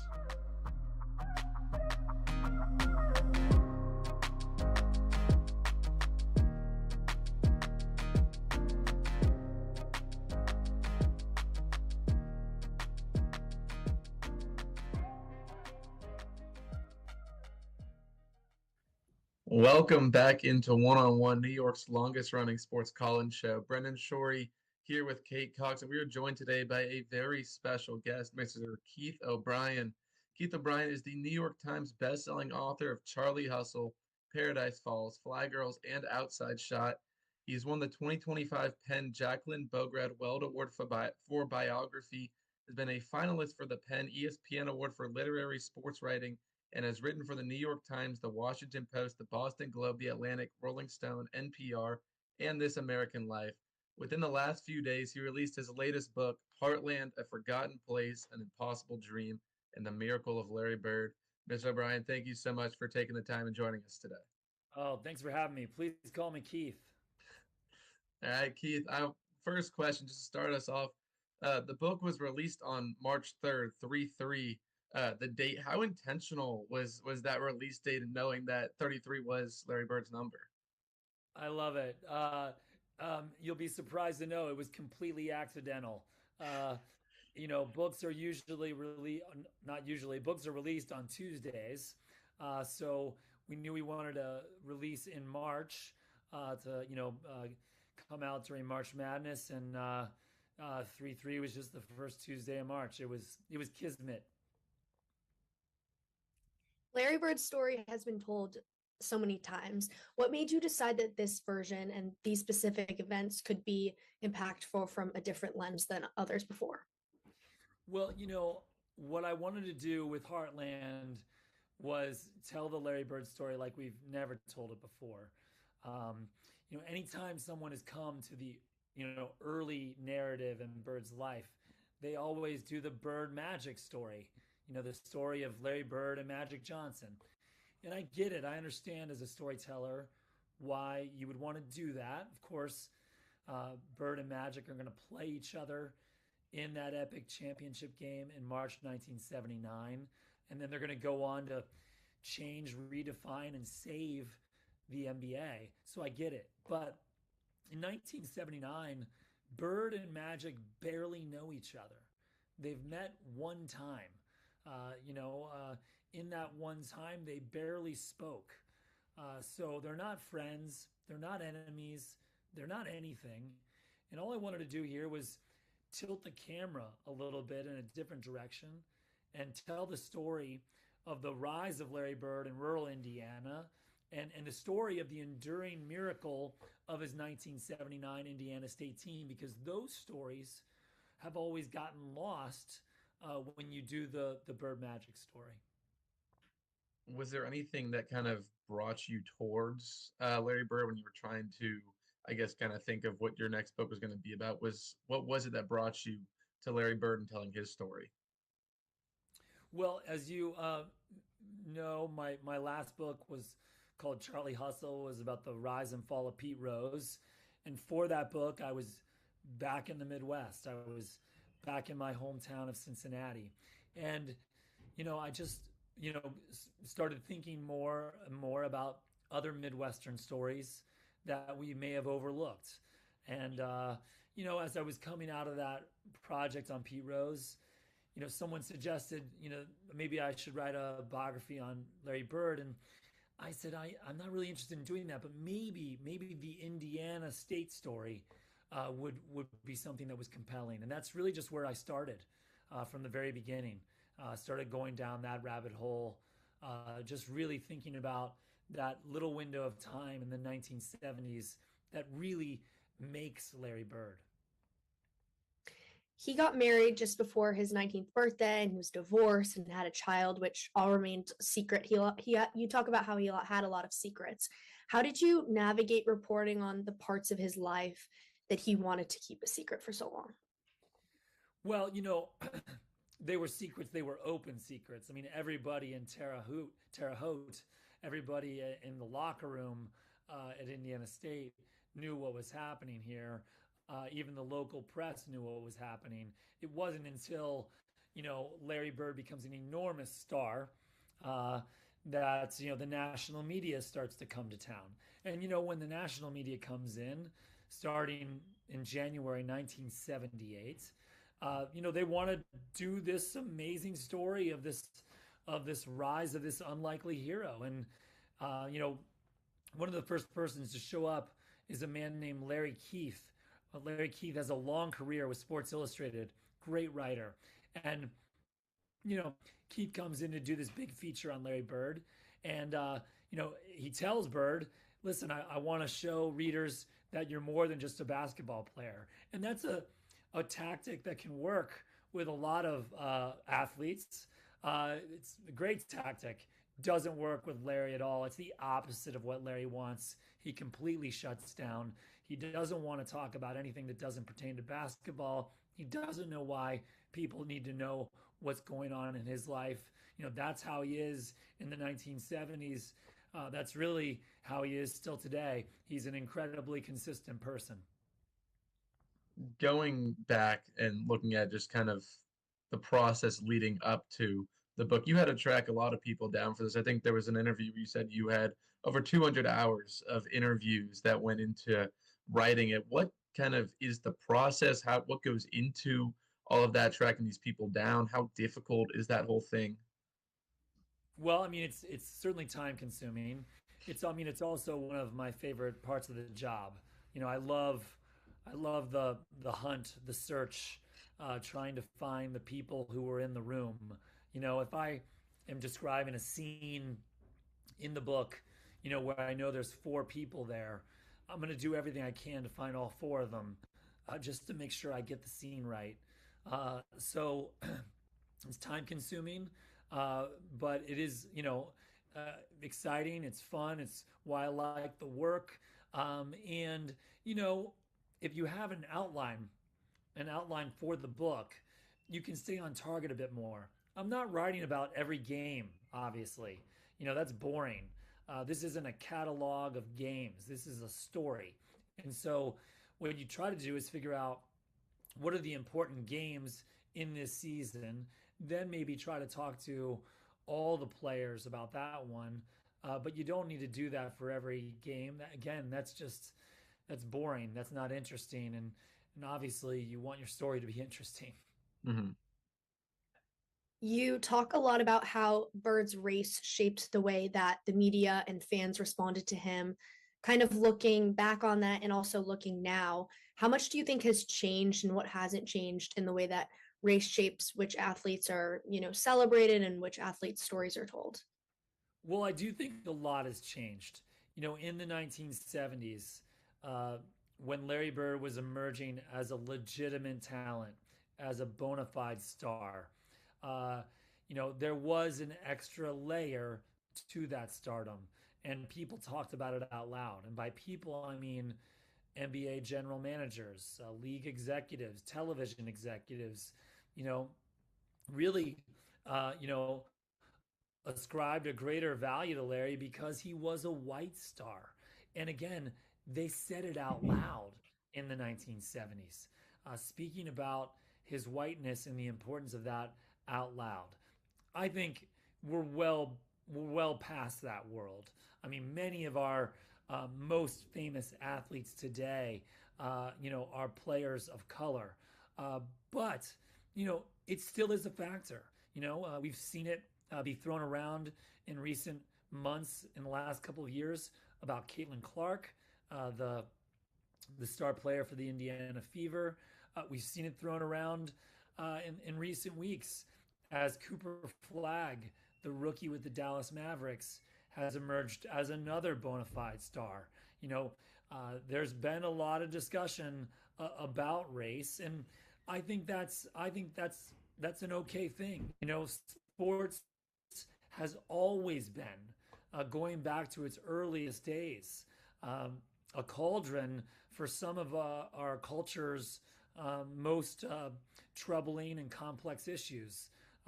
Sports is often the arena where some of those complex issues get tackled first. I want to take a trip back, right back to again the process. And you lived in Indiana for a bit while you were uh, doing all these interviews and doing all this prep. What was it like being back there and like checking out the place Larry Bird grew up and all the places he would visit while he was growing up? What was that whole experience like? Yeah, well, I mean, I spent weeks in Terre Haute and French Lick and other small towns across the state from, Jasper to Warsaw, Corey to Indianapolis. I was everywhere.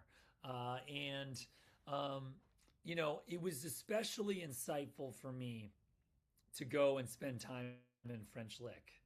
I urge people, if you haven't seen it on a map, to just check out where it is. It is in a remote corner of the state, on the way to nowhere. It's hard to get to today in 2026. It was really hard to get to in the 1970s. And spending time in French Lick, helped me understand, Larry, I think, and his need for privacy, his unwillingness to trust outsiders. I can see, how that can happen, having spent as much time in French Lick as I did. What do you hope after readers look at this book and finish this? What do you hope that they come out feeling or knowing about the story? I'd say a couple things. I do think that this story is very unlikely to happen today in 2026 in an era of name, image, and likeness money. And I want to be clear, I thought the system that we had before was wrong. NCAA and major colleges profited off the backs of amateur athletes for decades, churning them up and eating them up in the process. That was wrong. But the system we live in now, I think we've almost gone to the other extreme. There's no transparency, no control, no guardrails whatsoever. So this story, I think, is a bit nostalgic for a different time. But I do think that the ultimate themes here do translate. In the end of the day, Heartland is a story about a group of friends who come together and really do change the world, change their lives. And that to me is the most powerful thing about this narrative. Long after that epic, Larry Bird, Magic Johnson game is over, that game is changing the lives of the people who were on the floor, the people who were on this Indiana State team, the people who were caught up in this miracle moment. Nothing for them is the same again because of what happens in that little window of time. And I do think there's something powerful there. I have one last question for you. Throughout all these interviews with these people that knew Larry Bird, what was, whether it's in the book or not, the most interesting thing that you learned about him that you think maybe not a whole lot of people know about Larry Bird? Oh, good questions. You've had good ones today. Um, Again, there's a lot of things. I think the thing that comes to mind when you ask the question is just how hard it was for him growing up. Orange County was the second poorest county in Indiana in the 1970s at a time when Indiana was one of our poorest states. It was just an incredibly difficult time to be growing up in French Lick, Indiana. And Larry certainly felt that. His siblings felt that. They made do, with what they had, and worked hard, and Larry worked hard in particular to get what he got. Again, I think there's a powerful lesson there for all of us. Well, that's all we have for you. So thank you so much for taking the time with us today, Keith. We're honored that you were able to join us today. Thanks so much for having me. It was my pleasure. Of course, Heartland, A Forgotten Place, An Impossible Dream, and The Miracle of Larry Bird was released this past Tuesday, March 3rd. Another fantastic piece added to Mr. Keith O'Brien's collection. Again, Brendan Shorey, Kate Cox here with Mr. Keith O'Brien, and we will be right back after this break. You're listening to One on One.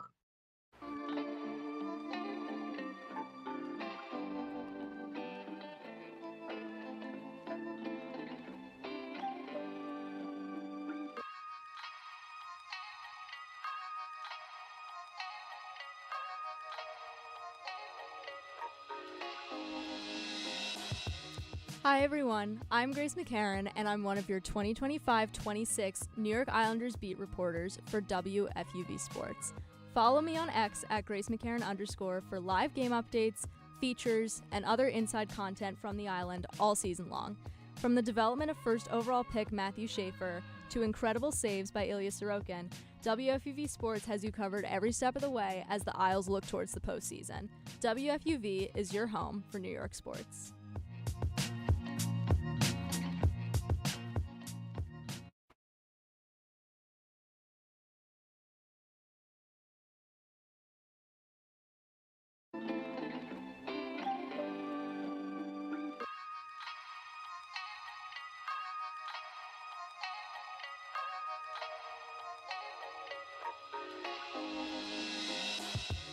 Hi everyone, I'm Grace McCarran and I'm one of your 2025-26 New York Islanders beat reporters for WFUV Sports.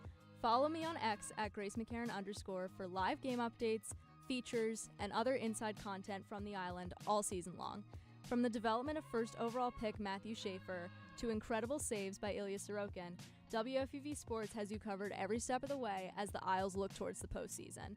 WFUV is your home for New York sports.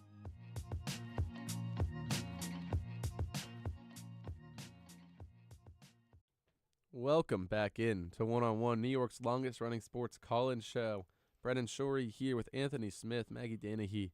If you guys want to call in, 718-817-2750. I repeat, 718-817-2750. We still have four Nets tickets up for grabs again. What year were the Brooklyn Nets originally founded? If you can call in and answer that trivia question, we have 4 tickets for you on the day of March 16th against the Portland Trailblazers. Tickets still up for grabs. Guys, it's time to get into some college basketball. It is officially March, and I have not looked at the calendar. I couldn't tell you. I'm going to do it right now. This might be our first it is our first show of March on March 7th. So, I mean, I can already kind of feel the anticipation, the energy. Some would say March is the best month of sports. Yes. I people do say I'm that. not some, but I'm not some, but I love March Madness, and I'm so good at March Madness. I'm trying so good. I'm trying to find What my is that? What do you mean? So like bracket wise, like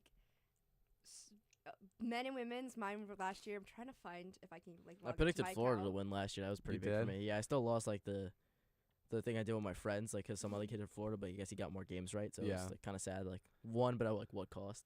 I had who did I have? I can't remember if it was Duke or Houston. I had one. I think it was Duke. Regardless, it was over a good pick for Houston. me. I mean, it was. I think I had Duke over Houston. I was like, on oh. one, I think I had Florida on the other. Duke and Florida. Duke winning. 2 brackets. I have a lot of brackets. I don't. Okay. Here's a question. How many brackets are you allowed to fill out? I just do them for myself, and I just compete against myself. I do them for. I did a lot. Like I did a lot. When I say a lot, it was like. I have a lot. So I'll say this: how many brackets are you allowed to fill out and compete with against people?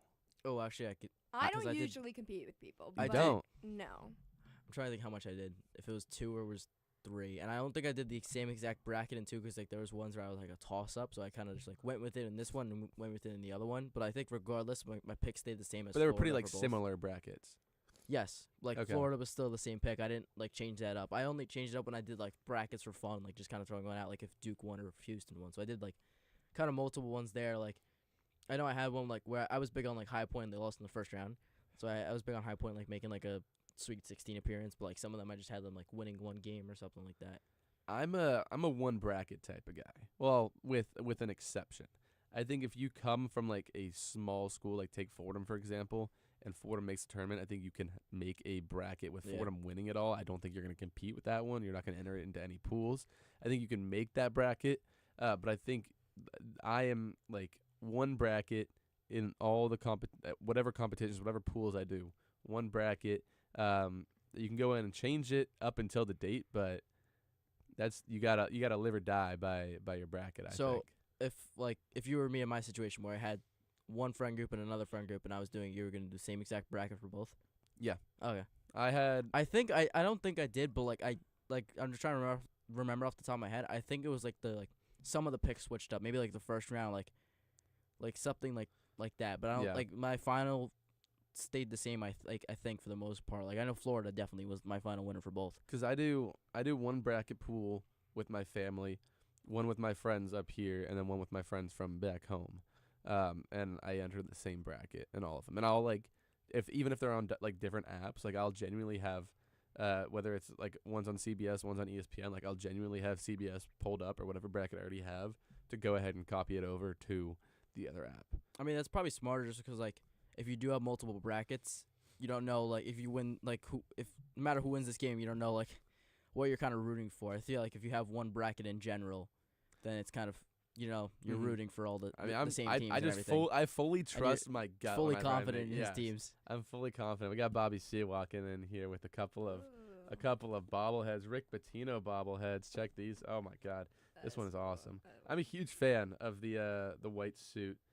Can you take these out, Bobby? Yeah, you can. Go ahead. Okay, let's see. Unboxing. Yeah, an unboxing. Okay. Those are awesome. The whites, I think he should wear the white suit every game. I like the look. I mean, the full white, and then you got like the red tie as well. Yes, I agree. I wholeheartedly and the agree. white shoes too. Like he's really sticking to the format. He is. Oh my God! Here we go. It's like an unboxing episode of the YouTube It's genuinely an unboxing video. Okay, here we go. Look at that. Ain't she pretty? The only downside is, of course, people at home can't, if they're listening to the show tonight, they can't see it. But see the masterpiece. Shout out to the National Bobblehead Hall of Fame and Museum for sending us a couple of samples. I thought it was kind of cool. Yeah, this is awesome. I'm a huge fan of the white suit. I don't know if you guys want to check it out. Yeah, see, Anthony, if he puts it on every time, though, then that kind of takes away some of the magic, right? I do like the idea of wearing suits, though, if you're a basketball coach. I feel like that's what they should wear. And I definitely think, like, just changing the rotation. But, like, now you see a lot of, like, quarter zips and, like, those kind of sweaters. But I'm a big, like, suit guy. If I was an NBA coach or a basketball coach, I'm definitely, like, suiting it out, like, every game. What do you think of the kind of regular suits throughout the season, but then the white suit for March? For like all the March Madness I love games. it. I mean, I would love, again, like Anthony said, I think the suit is classic. I almost feel like a lot of the coaches around the country should probably be wearing one almost all the time. It became, something signature, obviously, for so many of the top coaches in the game, including this second bobblehead, too, an ode to Lou Carnesecca with the sweater, so we could show that one off. But it was interesting because you guys are going to talk a little bit about the brackets, and Kurt, myself, and Ryan from the station will be covering the Big East tournament this coming week.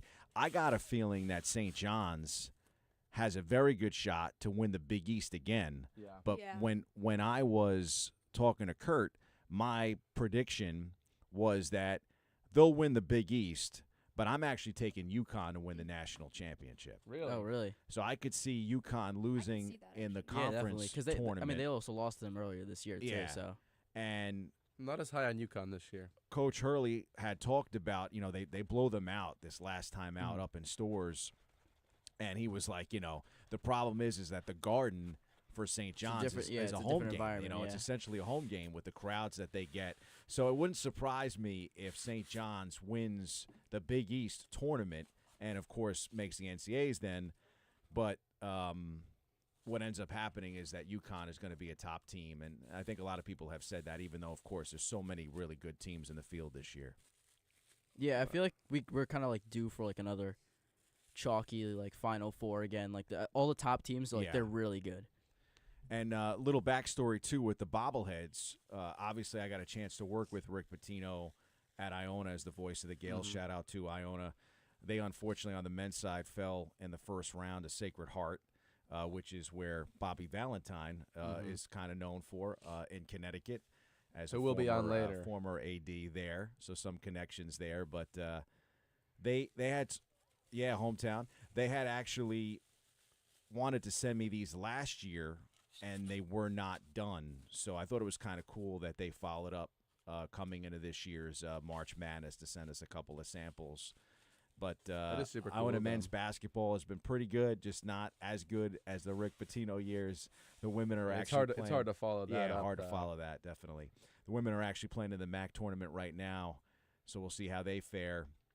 And, of course, we talk about the Big East, but we'll see what happens, too, for Fordham basketball today. Yep. Their senior day, and maybe they'll have a chance to do some damage in the A-10s. Yeah, I mean, anything can happen in March. Anything. I think also it's a whole new season. Iona's also working with a new head coach that's friends with like Coach Mike Pyle, right? Yeah, I mean, it seems like there's a bunch of young coaches in this kind of local circuit, and I think Mike Pyle's done a nice job as well, to try to get things on the right track here at Fordham. I think that's also really cool, just kind of renewing the rivalry of Fordham and Iona. We saw that matchup a little bit earlier this year as well. Like, I'm excited for that matchup to come in the next coming years. Also, because I'm a local guy. Like, I've known Iona for a decent amount of years of my life. It's like 5-minute drive from my house, so it'd be kind of cool just to see that. And it's also cool, like just like going to a school in the A10, and like you always think about like those big teams in college basketball from the SEC, the Big Ten. But like kind of seeing like those A10 teams, those mid majors, and like kind of like the run they can go on, like St. Louis, like for example. They'll be good this year. Definitely, they'll make a run in March. Yeah, I think like a bunch of like those like 5 to 6 like type seeds, or like the 4. Like I don't know how confident I'm feeling. I feel like maybe you could see like some of those St. Louis teams coming in and getting a win in the first round. But like as far as the Final Four goes, like I feel like it's gonna be like one of those top teams, like all like again like a chalky Final Four like last year. Yeah, they can win a couple games. Especially with NIL now, those Cinderella stories are coming like less and less. I think we haven't seen them as much as those shining moments and all that. So maybe we'll see one this year. I don't know, I feel like you'll still get some Cinderella action. And that's actually something that Keith O'Brien wrote about in his Larry Bird book, was about how you look back at that Indiana State team and how like that was a team that kind of came from almost nothing and then made a Cinderella-esque run to go and end up playing against Michigan State and Magic Johnson in the finals, whereas he actually mentions with NIL you're not going to see that quite as often. A huge Larry Bird statue in front of their arena, just like larger than life. Of course, in Indiana circles, he's like a god. Legend. Not a legend, a god. That's awesome. I mean, you're a big fan, I'm sure. Absolutely, yeah. Absolutely. Now his story's cool. Did a great job on that interview too. Thank you. Yeah, he was an awesome interview. I think. It's definitely. I can't wait to read that book. Definitely, yeah. And I just want to put it back out there because our sports manager, Joe Henry, is also a Celtics fan. And I don't know if this is a good sign or a bad sign, but I would say right before the Super Bowl, I said to him that I had this dream, I guess, maybe for a New Yorker, a nightmare. But I had mentioned to him, I was like, I woke up this morning and last night I dreamt that the Patriots were going to the Super Bowl, which that ended up happening. But I dreamt that they were going to win, so obviously something a little off. And I said to him, Tatum's coming back. I had a dream that Tatum's coming back. The Knicks are going to lose to the Celtics. That's what I said to him, funny-wise. But I was like, I think the Celtics are going to win the NBA championship and that that the Patriots would win the Super Bowl. So yesterday I texted him. I was like, Tatum's coming back. I was like, I don't know, if this dream was kind of all over the place or nightmare was all over the place, but, things are starting to come around there. So we actually have a caller for the Nets tickets to answer our trivia question. Hello, can you hear me? No. Okay. We're working on it. Technical. Can you hear me? Hello. Nothing. While Travis is working on that in the back, I guess we'll. That's cool. We got a call over here. It's great. Yeah, it is. We hadn't had a call all day, so nice to. 718-817-2750. Exactly. It's got the number down. It's funny, Bobby, because I have 4 numbers memorized in my head. It's my own phone number, my mom's number, my dad's number, and the station's number. I think you're better than most people, honestly. I don't think I have that many numbers. Probably just the station Yeah, number, I just think it's funny that I have mine, my parents, and then the stations is the fourth one. Not like any of my brothers. He's got his priorities straight there. Yeah, not any of my brothers, anything like that. It's just from repeated saying it on the show. On the show. Oh, well, that's good. I mean, to me, it's been a great show so far, and obviously don't want to keep you guys. Just wanted to come in, show off my fancy bobbleheads, and then head out. But March Madness is definitely the best time because I think college basketball is almost kind of an underrated sport throughout the year. And like most of the postseasons, we see it in the NHL or the NBA, or we were even talking about how great the baseball postseason has kind of become. It's just a great time of year when you have so much on the line for every single game. And for me, too, obviously, March great because I get to see a lot of the racing back, too. IndyCar in its second weekend. We'll have a little Indy in 60 later. And it's the first weekend for Formula One as well, too. So I was kind of like, Bobby. Couldn't figure out what to wear today. I got my IndyCar got it jacket all on. on. I got my Formula One sweatshirt on and showing off my bobbleheads. But have a great conversation about college basketball, and I'll see you on the other side. Thank you. Bobby. We actually do have the caller. Travis was able to get them back on the line. Hello, can you hear me? Never mind. He lost. It was lost again. Technical difficulties in the back with the caller, but that's all right. Guys, I mean, we mentioned it's officially March. I guess the first place I want to start with this is Miami, Ohio, and their undefeated season. And I don't know. I guess it's controversial in the sports world where it's like the last few times we've seen, or the only times we've seen undefeated seasons in recent history, they've all gone on to be a number one seed in the tournament. And I don't know if I think only one out of the five ended up winning the entire thing, but they all made deep runs. But if Miami, Ohio, if they go undefeated, a lot of people still don't have them as even like a number one seed. People are saying if they lose one game, they're like fringe, like not making it. That's ridiculous. diabolical That's what I to think. say. They should 100% already be in the tournament. It shouldn't even be a question. I don't know about like one seed or I mean, people are anything going to like argue that, like if they lose in their conference tournament, people are going to argue for like a 16-win Auburn team over because Miami, it's a Ohio, status, which is it's nuts. a status No. symbol, and people are obsessed with like status and big schools like that. But it shouldn't even be a question. We do have the caller now. Hello, can you hear me? Hi, how you doing? Good. How are you doing? Great. All right, you have an answer to our question. When were the Brooklyn Nets originally founded? When were the Brooklyn Nets originally founded? 2012. That was when Joe Johnson went over there, right? Around then, yeah. That was when Joe Johnson went around there. But when were they, I guess, originally, like, when did the team join or be founded? It was back in the ABA, but what year was that? Oh, okay. Oh, shit. Fuck, that was a while ago. I'll give you a hint. It was during, I'll say pre-1970. Pre-1970. Okay. Would it be six? It's got to be 60s. Yep. I'll just... Late 60s. 1967. Yep, correct. There you go. Oh, I hope you just guessed. All right. Well, there you go. I mean, that counts. That was a good guess. Uh-oh. I mean, you still had, what was it, like 10 years to guess from, so. So still got it. So congratulations. Those 4 Nets tickets are yours. Oh, wow. Thank you. Yeah, no Thank you, man. problem. Of course. Thanks for calling in. But yeah, I mean, okay, so we got someone to get the Nets tickets. That's great. Because this show is sponsored by the Brooklyn Nets. But where were we? Miami, Ohio. I just think it'd be a crime to leave them out of the tournament. I think the fact that they're 31-0 or whatever the number is absurd. Yeah, it's already. 31. I feel like people are underappreciating how hard that actually is to do. And people are like especially saying in like, basketball. Yeah, and it doesn't even matter what conference you're in or anything. yeah, like, they're using the whole schedule argument, but still, like, how often do we see a team do this? no, never. like very rarely, because it's not an SEC or a Big Ten school. It's not an automatic.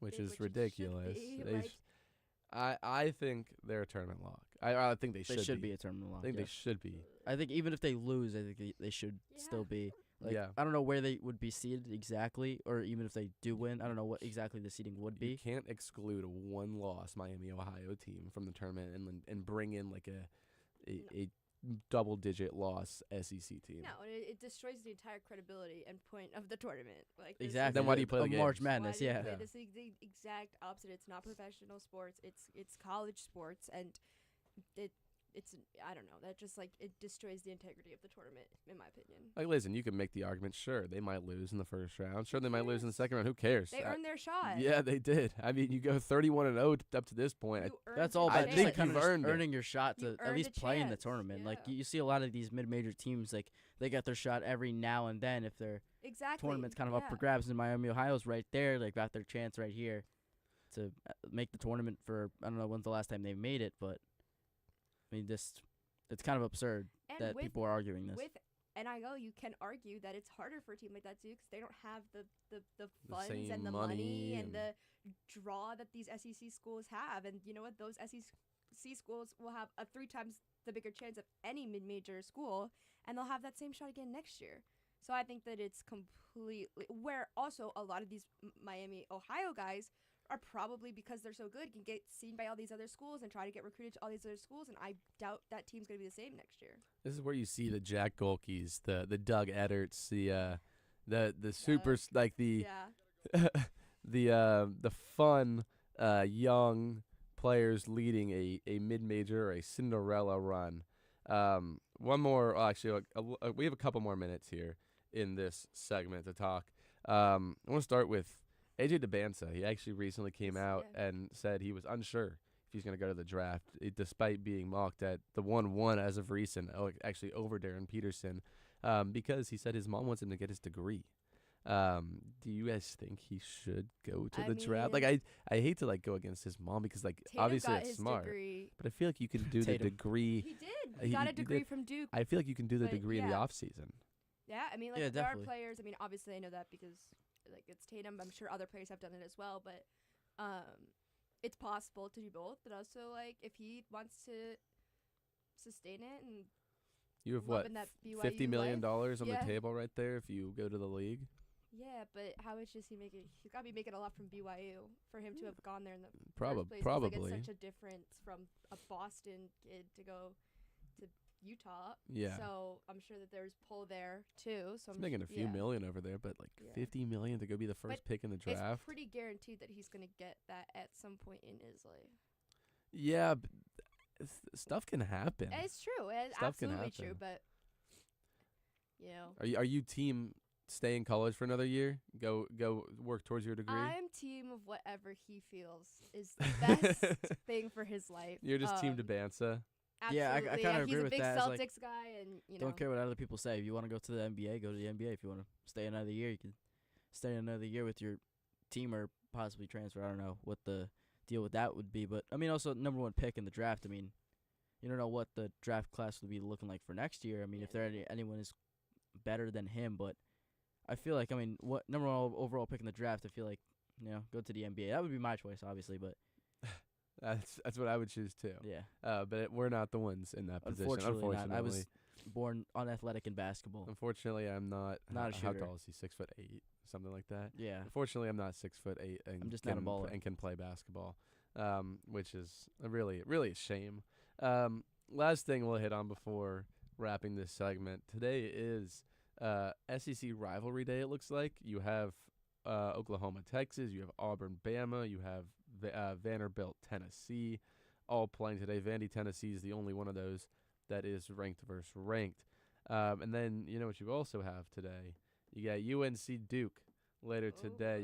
You got Boozer versus Wilson, 17 seed UNC against number 1 seed Duke. UNC won the first matchup this season between the two teams. Which way do you guys think this one goes? I think Duke's just kind of been on a run a little bit. Yeah, I I think they're think going to ride the hot streak today against a very talented UNC team, though. I wouldn't be surprised if we see them again in the tournament, March Madness, but Yeah. it's going to be really interesting to see how this one fares out today. Yeah, I think it's going to Duke. Actually, on our mocks, which Brendan is our leader, I was on with a big Duke fan and a big UNC fan, and I was just the third. So they're having this, like, the UNC fans said, we're coming back. Ari's like, we're coming back. And Aiden was like, Duke is Duke, and you don't have a chance. And so I'm excited to see what they say about this. Maybe we'll have some more topics for our mocks when we get back from break. But, yeah, I think it's going to be Duke. I'm going to pick Duke. I've literally mentioned his name a million times on the show, but Jayson is their chief basketball officer. So, which I didn't know was a job, but as of recently, good for him. Trae Young's doing that at Oklahoma too. Oh, really? You're seeing all these players, yeah. He's been super involved with both the men's and women's teams there, so want to see him do well head of that program. Yeah, I mean, I think as much as I kind of want to see, I have a good friend who is a UNC fan, and I have no one who's a Duke fan, so like I root for him, root for the UNC because of him. I don't think UNC takes both games this season. I think Duke, I think they'll split. I mean, you look at the last game, came down to a buzzer beater. It was a great game. I think it'll be just as close this time. But it'll be a fight. Yeah, it will. Especially when you know you're playing in a rivalry that is like those games are always close. It doesn't matter how good of a team one is, how bad of a team the other is. Not that either of them are bad teams; they're both incredible teams. But just in general, big rivalries like that, you're always going to show up. Yeah, I mean, both these teams like you said, doesn't matter how good you are that season. It will always be a close game when it's a rivalry game. Same goes for, I mean, a lot of different rivalry games. I mean, we can go rapid fire on the other three games before we send it to break. 24 Vandy against number 23 Tennessee. Tennessee. Yeah, I'll go Tennessee here. I don't know how much I trust Vanderbilt going down the line. Yeah, I'm the same there. You got Auburn against 16 Bama. It's gonna be. This one's. I don't think it's gonna be that close. No. Despite the fact it's a rivalry game, I'm contradicting myself. Yeah, but that's gonna be decided in like the third quarter. And then unranked OU against unranked UT. I hate taking OU, but I might take them. UT's just been really disappointing this season. Yeah, I was gonna take Oklahoma as well. You're just doing it to not be disappointed. It actually pains me to say that. I don't get me wrong, I'm rooting for UT. But it's less of a blow. I'm trying to be a bit realistic there and like don't get your hopes up. Yeah, I'm expect disappointment. Yeah, I'm setting the bar low, and if they win, I mean UT won last time that the two played, so there is some hope. I'm gonna take them as the underdog. There is I'll some root hope for there. him when you can't, because you don't want to get your hopes up. Thank you. I appreciate that. Yeah. That is unfortunately going to be it for this segment, guys. It's March. It's a month of madness. The tournament is just a couple of weeks away, but that is going to be it for college basketball, and we'll be right back on the other side of this break with some NHL talk. Start and end your day with WFUV New York, public media from Fordham University. Listen at 90.7 FM or at WFUV.org.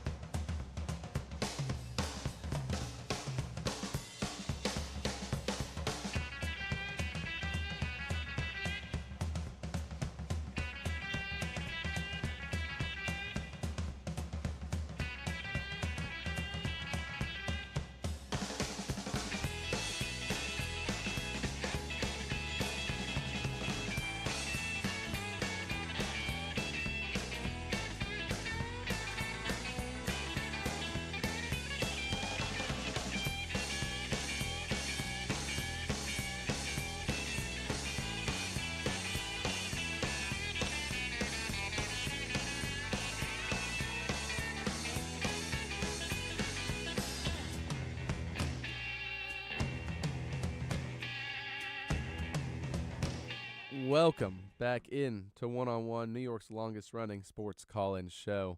Brendan Shorey here with Anthony Smith, Maggie Danahy. It's time to talk some NHL, the fourth of the Big Four leagues as they are referred to here in the U.S. of A. If you want to call in, if you have anything, you like that? If you want to call in, 718-817-2750.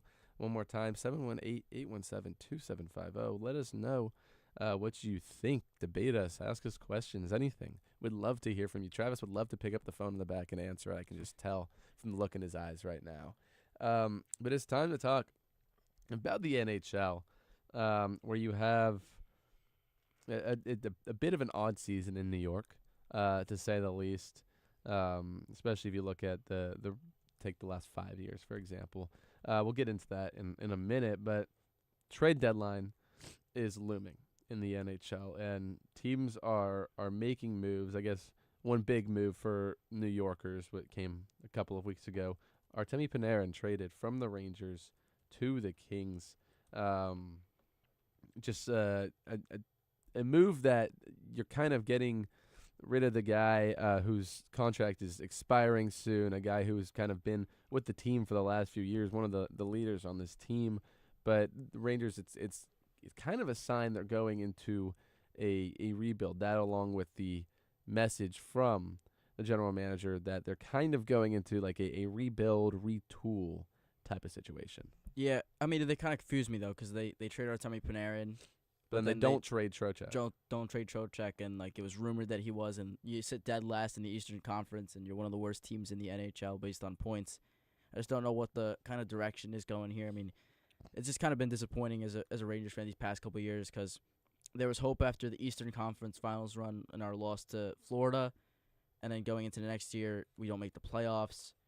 Laviolette fired, and then you got Mike Sullivan this year, and then just a lot of disappointment throughout this whole team, especially with like our young players. Alexis Lafreniere, he's kind of been just not as great as we saw in that one run 2 years ago. And again, I just don't know what the direction is here for New York, because then you trade Panarin, and then you just don't want to trade Trocheck. So I don't know. Yeah, it's a little all over the place. You know, you've seen them try to go a bunch of different directions, and it still seems like they're on that. So we'll see. It is a difficult season if you are a Rangers fan, especially you look at a couple of years ago when they were making a run in the postseason, and then flash forward to now, 56 points through the young season, one of the worst teams in the entire NHL. And I mean, right now, just taking a look at the standings, the Western Conference is looking a bit of looking like a bit of a powerhouse in terms of the top few teams. I'm a Stars fan, so I'm obviously gonna do my duties there and hype them up a little bit. They had won 10 in a row actually before dropping their last game. Them and the Avs up there at the top, the two leaders in terms of points in the entire NHL. The Stars are actually tied in second with the Canes over in the East, 86 points. Avalanche with 93. I mean, I'll just throw it out there to you guys. I mean, right now, there's still a decent amount of season left after these guys just came back from the Olympics and resumed the second half of their season. But do you see anyone kind of competing with those top few teams that I just mentioned? I mean, I think that's the beauty of the NHL, that really anybody competes, and like kind of the beauty of the trade deadline. The NHL trade deadline is actually one of my favorite trade deadlines because it feels like anybody can move. We saw last year Mikko Rantanen went to the Hurricanes, and then he went to the Stars. Right back to the Stars. Which was crazy. I mean, it's just you kind of see that in the NHL. Anybody can be moved, really. And then as far as anybody coming from behind, I mean, the Avs obviously sit atop at 93 and the Stars at 86. I mean, they've got a lot of playoff experience, those two teams, and facing off against each other and it's throughout these past couple of years. I think also you could look at a team like Vegas and Edmonton, of course, to kind of rise up. I mean, you have Vegas, McDavid, anything's possible. Anything. And Draisaitl, of course, Yeah. and then Vegas won a couple years ago. But, I mean, the Avalanche continue to get better. They picked up Nazem Kadri and Nicholas Raw, and Kadri was a player that was on the team when they won the Stanley Cup a couple years ago, and then Raw was on Vegas when they won the Stanley Cup. So they're kind of just regaining that playoff experience, that Stanley Cup experience, and it's good pieces for this rotation. I mean, just trying to build those similar vibes back from 2022. And then as far as the Eastern Conference goes, I mean, the Hurricanes always seem like they're sitting atop of the Metropolitan, but they always struggle when it comes postseason time, specifically in the second or third round. They can't seem to just get over the hump. That hump. Yeah. And then wait, no. I was gonna tell a story after, but just go. Okay. Yeah. And then the Tampa Bay Lightning are always a scary team just because they also have a lot of experience. But a really interesting thing with Tampa Bay is they brought Corey Perry back. I don't know if you guys know about him, but they got the Perry curse now because he's lost in the finals 5 times out of the last 6 years. Mm-hmm. So I could see maybe a Tampa Bay Colorado rematch with Colorado winning. I was in North Carolina in like Cary Raleigh area last summer for 2 weeks for an internship, and just looking for things to do. We went to a Hurricanes game. That was like, I've been to a lot of sports environment stuff. That was a really cool environment. Like probably one of the best in the NHL. Honestly, I mean, I've one been of the best in the NHL or like in all sports. No, in the NHL. Okay. But I've been to Rangers games. I've been to Bruins games, and they're great. But everyone just really gets behind it. They have their like storm thing. It's really fun. It's a really good environment. So I actually, I'm obviously a Bruins fan. My grandfather's a big Rangers fan, so that was kind of like the deal with my dad, is he could kind of push the Rangers as one New York sports team. It kind of stuck, so I'm a little bit of both there, but I've really come to like the Hurricanes, and their fans are awesome, and it was a really fun experience, so I like seeing them doing so well. It's funny. I had the past few years, I had 2 good friends that follow hockey up here. One's a Rangers fan, and one is a Bruins fan. And since I think it was sophomore year and junior year, we did it. We made a bet with each other. Whoever's team would finish the season with more points, like it would be like just like a $5 bet, like something minor, but like just in the spirit of friendly competition. And that was in the time when the Rangers and the Bruins were both like good teams, and the Stars were still good. I mean, the Stars have been good since like early 2020s at the very least. But I don't think I won either of the years, unfortunately. The Rangers fan ain't looking so good the Rangers fan isn't looking so good either this year. No, he's not. He's not too. Wait, so it's between the happy. Rangers, Bruins, and Stars, like all 3 of you? Yeah. Okay. So yeah, we didn't do it this year. No, not this year? We did not do it this year. Like your one chance to get the money. This is the one time I would have won. Yeah. But no, we didn't do it this year. My Rangers fan friend is disappointed is a nice way to say it with the team. I don't really know what other words I could use there. I don't on air. I need like a dictionary for that. But like he's very disappointed in that team. My friend who's a Bruins fan isn't following as closely because of kind of he was following more intently because we had the little like side bet going on with it. But I don't think he's following quite as closely now. But if he was, I mean, Bruins are all right. But they're all right. You know, I keep my eye on it. They're actually playing right now. They're no score with the Capitals, end of the first. Something to keep my eye on, but I wouldn't say I'm as diehard as my Celtics, Patriots, or Red Sox. Yeah, I mean they're all right, but they're not like a great team. They're not like a bad team. Yeah, but I think they could also make a playoff push too. That's kind of like all the points like. That's like the thing in hockey. Very closely, like any team can kind of just make a run. Like earlier this year, I remember talking about the Sabres. They went like on a crazy 10-game win streak and found themselves at the bottom of the Atlantic, and then all of a sudden they found themselves towards the middle, and then now they find themselves second, well, tied for first actually with Tampa Bay at 80. And that's just really what you see with the NHL. Like once a team gets hot, like anything can happen. It's almost like a kind of like March Madness. I mean, Florida a couple years ago too. They were the worst team in the playoffs and then made a run to the Stanley Cup, losing. And now, all of a sudden, 65 points and second to last in Atlantic Division. Yeah, why over there? Just like the Marchie trade and oh yeah, I forgot about that. Yeah, Steve okay. Marchand. That's they knocked fair, us yeah. out, I think, 2 years in a row. That was like really random. I was like, oh yeah, that's the run I was talking about. They knocked out the Boston Bruins, and the Bruins had the President's Trophy, which is also a curse as well, and knocked them out in the first round. And the Rangers won it a few years ago too. And then they recently, lost in and the Eastern Conference Finals. Yeah. Yeah, and it was like 2 years in a row, and But actually, really interesting with the Panthers though. They were listening to offers for Bobrovsky, which was crazy. That is crazy. Back-to-back Stanley Cup Finals, and then all of a sudden the year after, I mean, it's a disappointing season. You're listening to offers for your star goaltender. which is nuts. I'm trying to think of like a analogy for that in like other sports. Like Mahomes.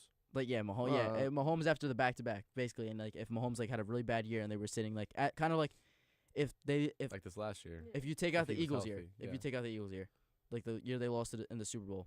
Yeah. If they had the Eagles 49ers and after that 49ers season, like midway they're like sitting at like 7-7, Mahomes is having a bad year or something. That's what I would describe it as. Which is crazy.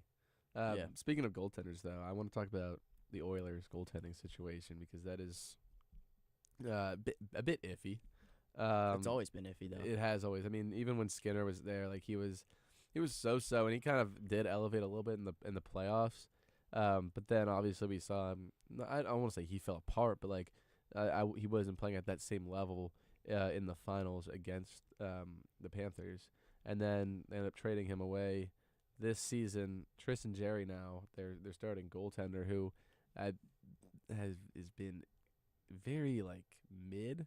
He's been decent for them, but like they came out and said they made their bed and they're gonna sleep in it. I mean, he's kind of fallen off these past couple years. Like he was good with Pittsburgh for a little bit, and then he lost in that first round to New York. Actually, like came back for that Game 7 and just to lose. And I really haven't heard much of him since. And Edmonton, it really sucks for them because like obviously McDavid, Draisaitl, they have such a talented roster. And it's just like They the do. goaltending's always seemed to be an issue, like dating back to like it always starts with the couple years.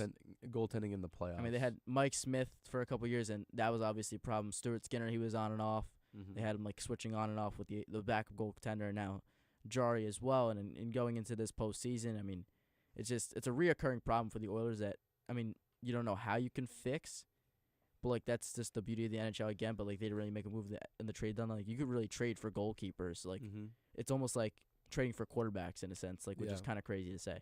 I mean, having a good offense can only get you so far if your goaltending is like The not. best offense is good defense.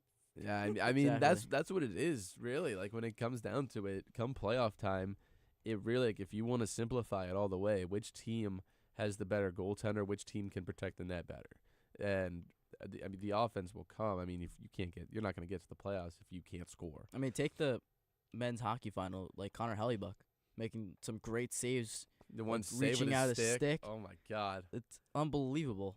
Like he kept them in the game, and I mean the offense wasn't there, but when they needed it most, they got the goal in OT, and Hellebuck was rewarded with presidential medal actually. Yeah. Medal of Freedom.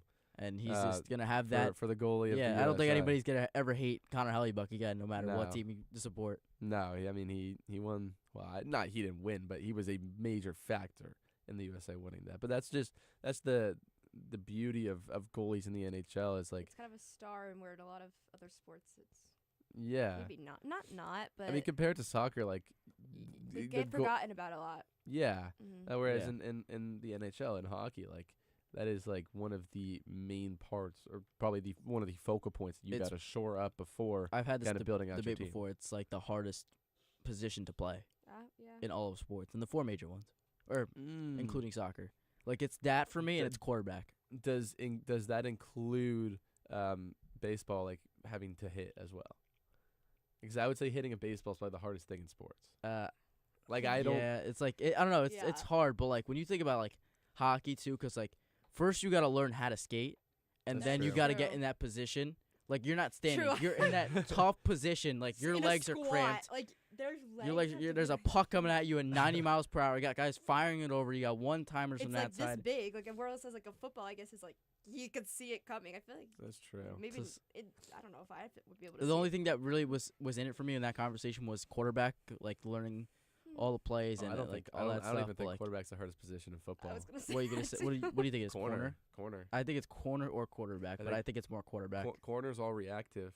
You don't Yeah. get. There's no proactive parts of corner. I think just like taking like the mental part of quarterback though, like all the play calling and everything. Yeah. You kind of got to That's know true. where that person is at that time. That's really annoying. But I mean, heading back to NHL, I mean, it kind of gets undervalued, the position of goaltending. It's crazy to me how like you could ship off a goalie like that or consider trading someone like One that. of the 'Cause, better, like, best goalies in the league. yeah, I mean, you Bobrovsky. saw what he's done for you these past couple years. I don't know if you guys remember that save when he had against Tampa Bay where he was like this and he goes from behind and literally dives. Uh-huh. It's I think I it's saw that on, absurd. like Sports Center or something like that.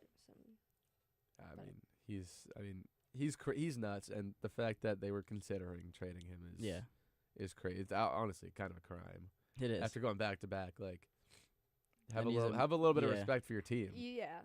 But like the Panthers, I guess like you can kind of put it on like that they had such a well built team. They obviously traded for Marchand, and then they had Kachuk and Evan Rodriguez and a lot of like really just talented guys. Like their lines 1 through 4 like had good players. Like all around. They were a deep roster. Defenseman was good too as well, and then add Bobrovsky as well, and you got a really complete team, and tells you why they won 2 straight as well with Tampa Bay a couple years when they have Vasilevsky, and again another really talented lineup. Yeah, I mean it's definitely it was definitely a questionable decision to even shop him, but they didn't. But unfortunately, that's gonna do it for our NHL segment. On the other side of this break, we're gonna have another interview. Mr. Bobby Valentine was interviewed earlier this week by one of our very own Henry Wolf. Check out that on the other side of this break.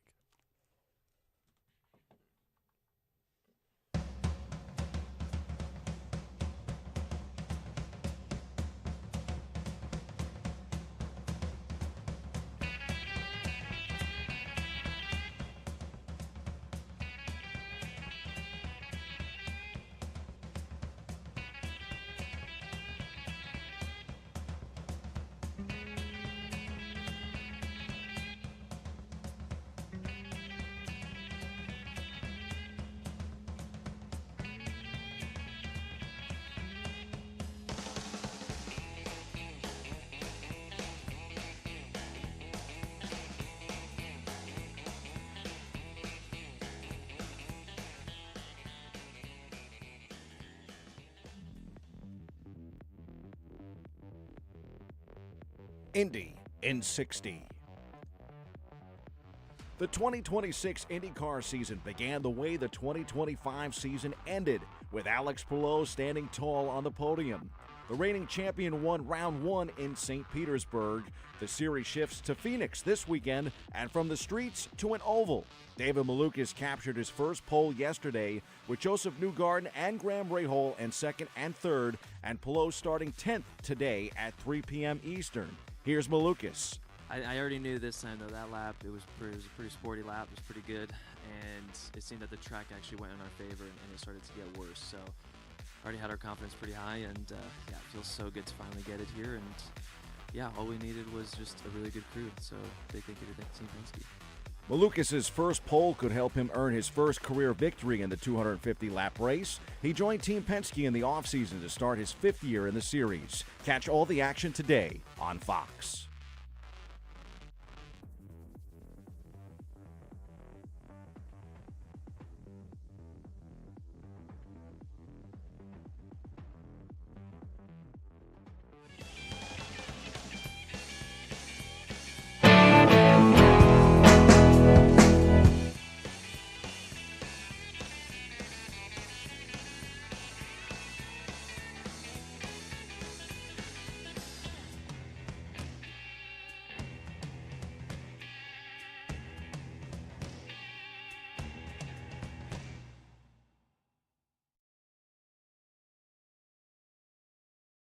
The one-on-one scoreboard.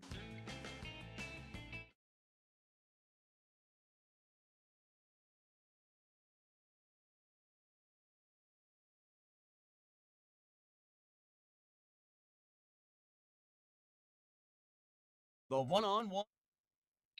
Welcome back to One on One, New York's longest running call-in show. We are joined right now by Bobby Valentine. He played 10 years in the big leagues, managed over 2,300 games, including 7 years with the Mets. He led them to a World Series in 2000 and also managed in the NPB, the Nippon Professional Organization. He's been an ESPN analyst, and he's done so much more. And now he joins us right now on One on One. Bobby, thanks so much for hopping on. Okay, great to be with you. I would say you guys, but it's just you. It's me and you. Let's make it happen. What do you got going, dude? Well, we're going to talk some Mets today. So recently you found out you're getting inducted into the Mets Hall of Fame later this year. Obviously, you played for the team for 2 years and managed for 7 years. led the team to a World Series, and were the first manager in Mets history to lead the team to consecutive playoff appearances. Can you just speak on what the organization means to you and how excited you are to be joining a Hall of Fame group as historic as the Mets?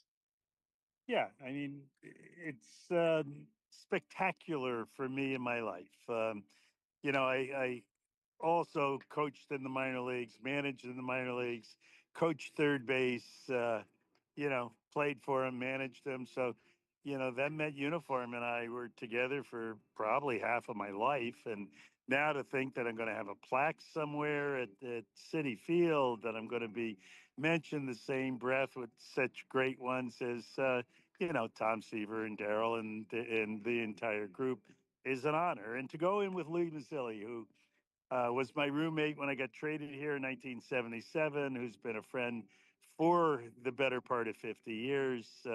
It makes it even more special for me. And you're getting a bobblehead this year of the infamous glasses mustache disguise at Citi Field. I grew up in an era of baseball where that kind of thing never really happened. Can you just take us through that moment? What was going through your mind that day when you decided to throw on the disguise after getting tossed? Well, I sure in hell didn't think that I'd have a night with mustache and glasses, and I didn't know there would be a bobblehead. So at the time, the group needed a little levity. They needed to have the burden of pressure taken off their shoulders, and the only way I thought of doing it was kind of being with them in an extra inning game when uh, they could smile and relax and not think that everything was such a big deal. And it worked out fine. We won that game, and just a little time before that, I was at Yankee Stadium at a press conference after my coaches got fired, and I declared that we would go 40-15 in the next 55 games. And when I was asked what would I do if we didn't, I said I'd quit. So there's a little pressure and a little heat on my butt too, but it all worked out nicely. Good. And talking about the Mets now, we've seen an incredibly high roster turnover in the winter with Alonso, Nimmo, Diaz, and McNeil all gone. But now guys like Polanco, Marcus Semien, Robert Peralta, feels like the 40-man roster is up there with any team in baseball right now. What are your thoughts going into opening day, and what needs to go right for New York to get back to October and make a run in the playoffs following last year? Well, I don't think it's anything different this year, and anything different from any of the other top teams. You have to keep your key players healthy, and if you can get a few of the guys who um, can play a little above what their baseball card says, then you have a situation where you're in the postseason and you can move beyond. But during our 162 game season, a lot has to go right, and so far it looks like David has all of the right things on paper, and it looks pretty good on the field. But it's got to be off of the IL and in the dugout. Yeah. And just some personal questions now. I kind of wanted to ask you if you have any regrets or moments you wish you could go back to and wish you did better as a manager and a player in the baseball world. Oh, of course, you always have some things you could have done differently. I wouldn't have run into a wall as a player, that's for sure. I wouldn't have broken my leg. I probably, as a manager, have plenty of. I mean, if you if you lose 1,000 games, there must have been a whole bunch of things that you could have done differently during those times. So, yeah, you'll have to give me some time to think about that to come out with the specific things. But you know, as Frank said, regrets I have a few, but I don't mind where I am. Like that.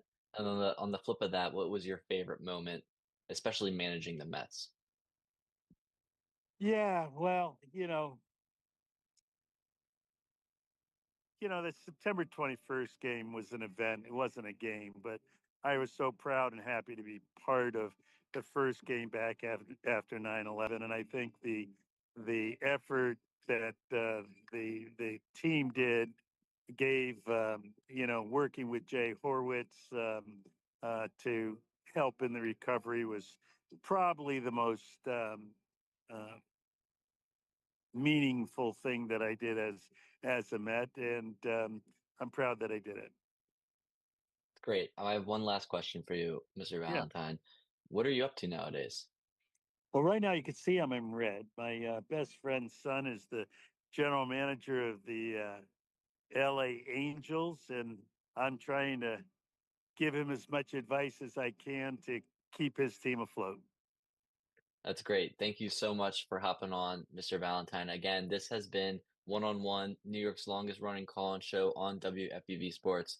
Thank you so much. My pleasure. Enjoy, and see you on May 29th and May 30th at Citi Field. See you then.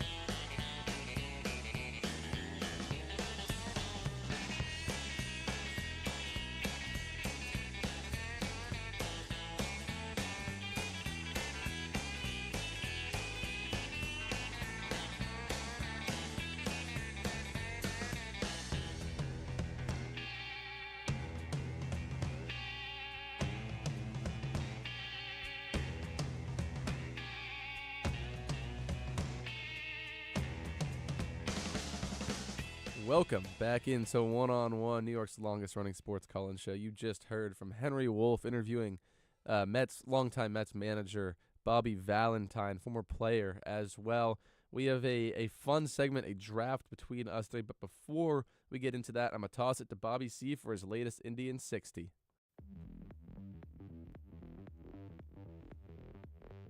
Indy in 60. The 2026 IndyCar season began the way the 2025 season ended, with Alex Palou standing tall on the podium. The reigning champion won round one in St. Petersburg. The series shifts to Phoenix this weekend, and from the streets to an oval. David Malukas captured his first pole yesterday, with Joseph Newgarden and Graham Rahal in second and third, and Palou starting 10th today at 3 p.m. Eastern. Here's Malukas.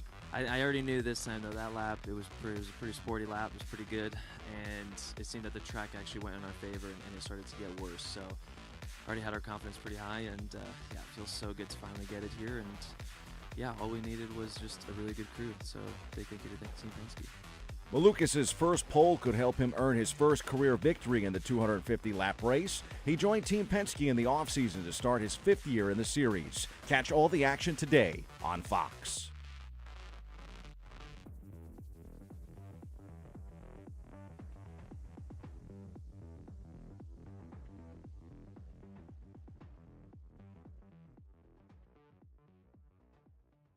Welcome back into One-on-One.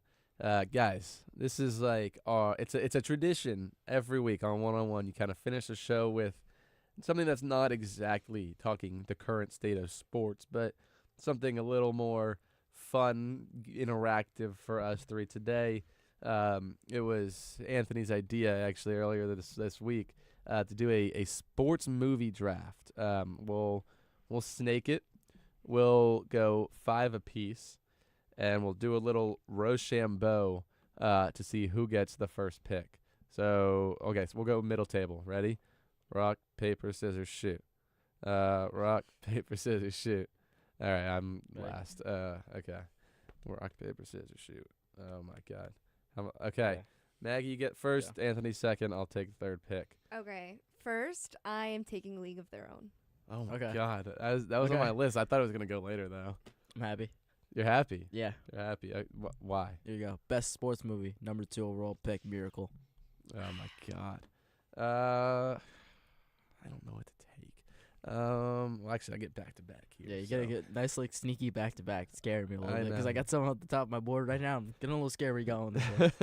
I don't see the thing I'm trying to weigh in is like how much diversity between sports. That's what I was thinking. Like I was like, I have like too many sports that like. Do I want to hit like all the major sports in my movies, or like am I gonna go like a baseball focus? Yeah. Okay, I'm gonna take The Sandlot. Yeah. Was that on that was on the list. That was gonna be like a possibly late round pick on the big board. The like you know how like at the like the NFL draft or the NBA draft they have their big board of prospects. Yeah. Yeah. I was talking with Sandlot a little bit, like a little pre-draft. He said he was. How'd the interview go? He was really good. He was really excited to play. He's a young character. He's a very young character. How was he at the combine? Yeah. What was his combine like? He was a little how do I say this? A little foolish there, but you know, a little foolish, but he was good. He's like got a good attitude. A little clumsy or what? Little clumsy, yeah. He's got a good attitude though. He seems very excited to play. Good kid. He's a good kid. Seems a little immature, but he can mature as the game goes on. Comes maybe get a veteran presence, yeah. Now that's exactly what I'm going for here. I'm switching the sport here. I'm taking Remember the Titans. There you go. If you didn't take that, I would have had Miracle and Remember the Titans would have been. Yeah, crazy. no, I had to take it. I was like that could arguably. When I was making my list, I was like, a lot of these could like arguably be the number one. Like the 1-1 could be so many different movies. Yeah. Yeah. Now I'm gonna go ahead and take Rocky. I'm taking. That was gonna be my next pick. Yeah. I'm actually gonna save this one. I'm taking Karate Kid. I had that on the list. Yeah. Okay. I actually didn't have that one. That was supposed to. I like searching up sports movies because you like forget about like the sports movies that are there. Oh, I gotta keep track of which ones I And, have actually. You got back to back. Oh, I have back to back. Yeah. You do. I'm taking. I'm gonna forget which ones have Love been and taken. Basketball. What is it? Love and Basketball. I don't think I've ever. You don't know Love and Basketball? No, I don't know Love and Basketball. Okay. Maggie, put us on. What is it? It's just like a basketball like I don't know like. Who was like any famous actors in there? Like, does it have to do with a certain team, or is it like just more like high school like related? It's like it's just like kind of like a rom-com ish Okay. type of thing. Rom-com ish type of thing. Okay. Am I up? Yeah, actually, let's do a quick recap. What movies does everyone have so far? Okay, so I'll start off. I have Miracle and I have Rocky. Miracle and Rocky. I have The Sandlot and Remember the Titans so far. I have A League of Their Own and Karate Kid and Love and Basketball. I forgot what I had. Okay, I was about to say you definitely have. Okay, I'm three. like trying to think in like Shorey's mind right now. What's he about to take? Because I feel like he's gonna snipe one for me. But I have my favorite low because I don't think I have like I genuinely I have the Rotten Tomatoes website pulled up right now. Like, what'd you take? You took like you the took a baseball and a 150 football, right? best sports movies. Yeah. Okay, so I'm gonna take Happy Gilmore then. That's fine. I'm okay with that actually. Okay, I'm thinking. How is Marty Supreme ranked number 11? That's crazy. I was like, I didn't think it was that good. Yeah, Well, it's I thought on it was the good, list. but I didn't think it was great. Because I don't like know like if that's technically. I mean, technically you can call it a sports movie, but like, it's not really because like he barely even plays There's no throughout the movie. sports in it. He barely plays. I know. I'm like scrolling through. I think this is just like what the. Actually, it's not in order of what they got. I don't know how they ranked these then. God, I just saw one that I wanted. Where is it? He's got a scary back to back here. I've got one lined up. I do have a nice little back to back here. Okay, there it is. So I'm gonna go ahead and take Moneyball. No, that was my baseball movie. That was my baseball movie. I'm doubling up with the baseball movies. Yeah, I'm going Sandlot and Moneyball. That's why I was like, I asked you, it's like baseball or football. One's a more veteran presence. The other one's a little younger, can come into the locker room, learn from the veteran. And then I'm actually, you already took Rocky, so I'm gonna take Creed. So I have some sort of like boxing movie. Okay. Or like some sort of like I fighting. don't know how I feel about that. I feel like if you were gonna take one, I feel like no, because like you can't take like another Rocky movie. Yeah, I guess it's like yeah. when you take the movie, you like kind of take the franchise. Yeah. You're not just taking like Rocky 1. Like when you take Rocky. Because I was thinking about like taking Rocky 4. I was like, nah, I gotta go Rocky 1. I gotta go. Yeah. I couldn't justify it to myself if I go and take Rocky after you take, or like Rocky 4 after you take Rocky 1. Okay, you put me in a tough spot now because wow, I was really hoping you didn't take Moneyball. I would have had a stacked lineup, but between two basketball movies here, I'm gonna go ahead just because I took Happy Gilmore. I'm gonna take Coach Carter this time. Ooh, okay. What? I was thinking of that one. Coach Carter? I was thinking of that one. Maggie? You might not know this one either, but I have Jerry Maguire. Oh my God, that one's so good. I heard of that. Yeah, that's one of my favorite. Movie. That's one of my favorite movies. That's one of my favorite movies ever too. So I had it low because I didn't know. Actually one of my favorite movies. It was because at the time I was like really into like being like a sports agent, and I was like looking at that. That's like. And I was like, that's so sick. That's so funny. Show me the money. Show me the money. Oh my God, the little kid. What's his name? Oh, the little kid's so funny. Did you know the human head is what was it? Oh, the human head weighs 9 pounds. Did you know the human head weighs 9 pounds? like this is hilarious. Like that's awesome. So good. It's such a good movie. Do we all have 4 right now? Yeah. So do I take my? So last. You get to take your 5th here. Yeah. Maybe I'll take Challengers. Maybe. Were you uncertain about it? I mean. Sorry. What's Challengers? I've heard of it like before. The Zendaya tennis movie that came out. Oh, with Zendaya, yes. Okay. Yeah. I feel like I'm just going. I'm between going older that ones. And like the F1 movie. I had that on the list too. That's not even on my list. Taking the F1 movie. I didn't really. She switches. Yep. Just pull up.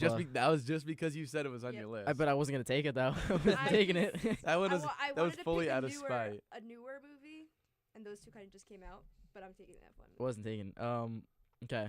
For my last pick, I was considering going Hustle here with Adam Sandler, but considering I already have the basketball movie, and I need a baseball movie, and Shorey sniped Moneyball for me. I did. I'm gonna go ahead. Proud of that. And take Major League. Okay. It wasn't on the list. I kind of had to pivot because I thought I had enough baseball movies on. Going off the dome there. Yeah. It was either that one or.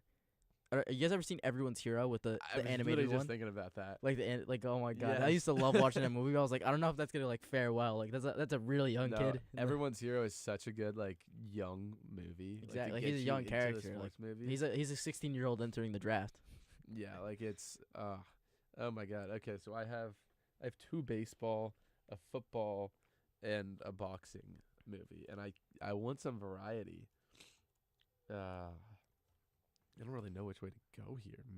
Miracle was gonna be like my variety pick right there. At 5? No. Oh. I was expecting to get it earlier, but we're gonna have to pivot. I'm still scrolling through the website. I'm at number 71 now, and they're movies I've never even heard of, like Slapshot, Tyson. There's Love and Basketball. Found your movie. There's Jerry Maguire.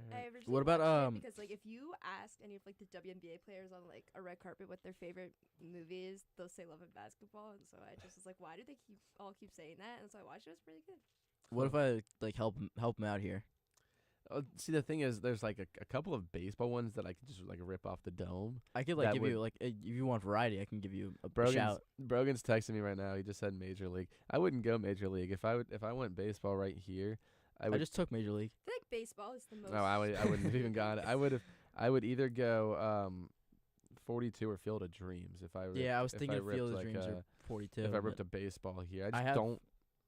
An idea for you. If you need variety, I got you. Can help out another team. Let me give me another second to think. Scouting. Because I know you said hockey, and there's one that's off the dome right now. Scouting report is. I'm at number 100 right now on this 150 best sports movies of all time. I looked at this before, yeah. See, I'm a sports documentary like fiend. Like any 30 for 30, any Untold, I've watched them all. That's all I watch. But you got something? Movies, I do, and it's gonna hit that variety. It's gonna hit like it's a very different movie. What's the one? I gotta look this up. What is it? What sport is it? It's rowing. Rowing. Crew. The boys in the boat. That's defines variety right there. Wow. Yeah, the boys in the boat. Like that's one that like, I don't know. I just thought of it. I saw it actually when it came out. My parents or my mom really wanted to see it, so I was like, yeah, I'll go see it. It was really good. Oh, I didn't take a football movie. There aren't that many football That's movies. what I yeah. Like Remember That's the what I Titans was there. That's what I was saying. Like, I'm more of like a sports documentary person. Like, I could do that. Like movies, I'm not a big movie person in general, honestly. But or TV shows. I feel like there are more sports Oh TV my god, shows. there's the Blind Side. Yeah, I had that on the list. There's Blind Side. There's Varsity Blues. But like Blindside also is not much that's really football. that's It's more like a feel good story. Yeah. I don't really like. I guess Jerry Maguire's football. Ish. Oh, there's Waterboy, Rudy. Waterboy, Longest Yard too. Can we see who has the most variety? Do we Okay. all have 5 different? Okay, I'll start. I have Miracle, which is hockey, Happy Gilmore golf, Rocky boxing, Coach Carter basketball, Major League Baseball. Are they all different? Yes. Ideal draft would have been Moneyball instead of Major League, and probably switching Happy Gilmore with Remember the Titans. This is my ideal Okay. draft. I have baseball, karate, basketball, football, F1. I have Which a is- repeat, but I'm not even. I've not got even karate upset and about racing it. in there. Yeah, you do.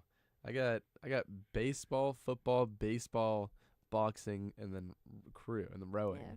Which I'm not even upset about my repeated baseball. Like Moneyball was sitting there in the 3rd round. I had to snag it. Yeah, I was a little upset about that one, but I guess I'll take Major League, because I guess Moneyball you kind of look at it more like it's kind of inside the GM type stuff, which is why I liked it. Oh my god, I completely forgot about Draft Day. That's I love that movie. Yeah, that's a good one too. What is it? Kevin Costner in it? I think. I forgot the guy's name. He's in every movie. Yeah. Travis is giving me a thumbs up from behind the glass. It is Kevin Costner. That's a good movie. I watch it I started to. I think was it last year, 2 years ago? I started watching that like right before the NFL draft. So in the days leading up to it. Besides the list, like what's your guys' favorite sports movies though? Jerry Maguire. Jerry Maguire's yours. And what'd you snipe it in like the 3rd round, 4th? I did 4th because I didn't think that you guys were gonna know it, because it again is more of like a rom-com ish than like in your face sports. Yeah. So it's a healthy mix. yeah.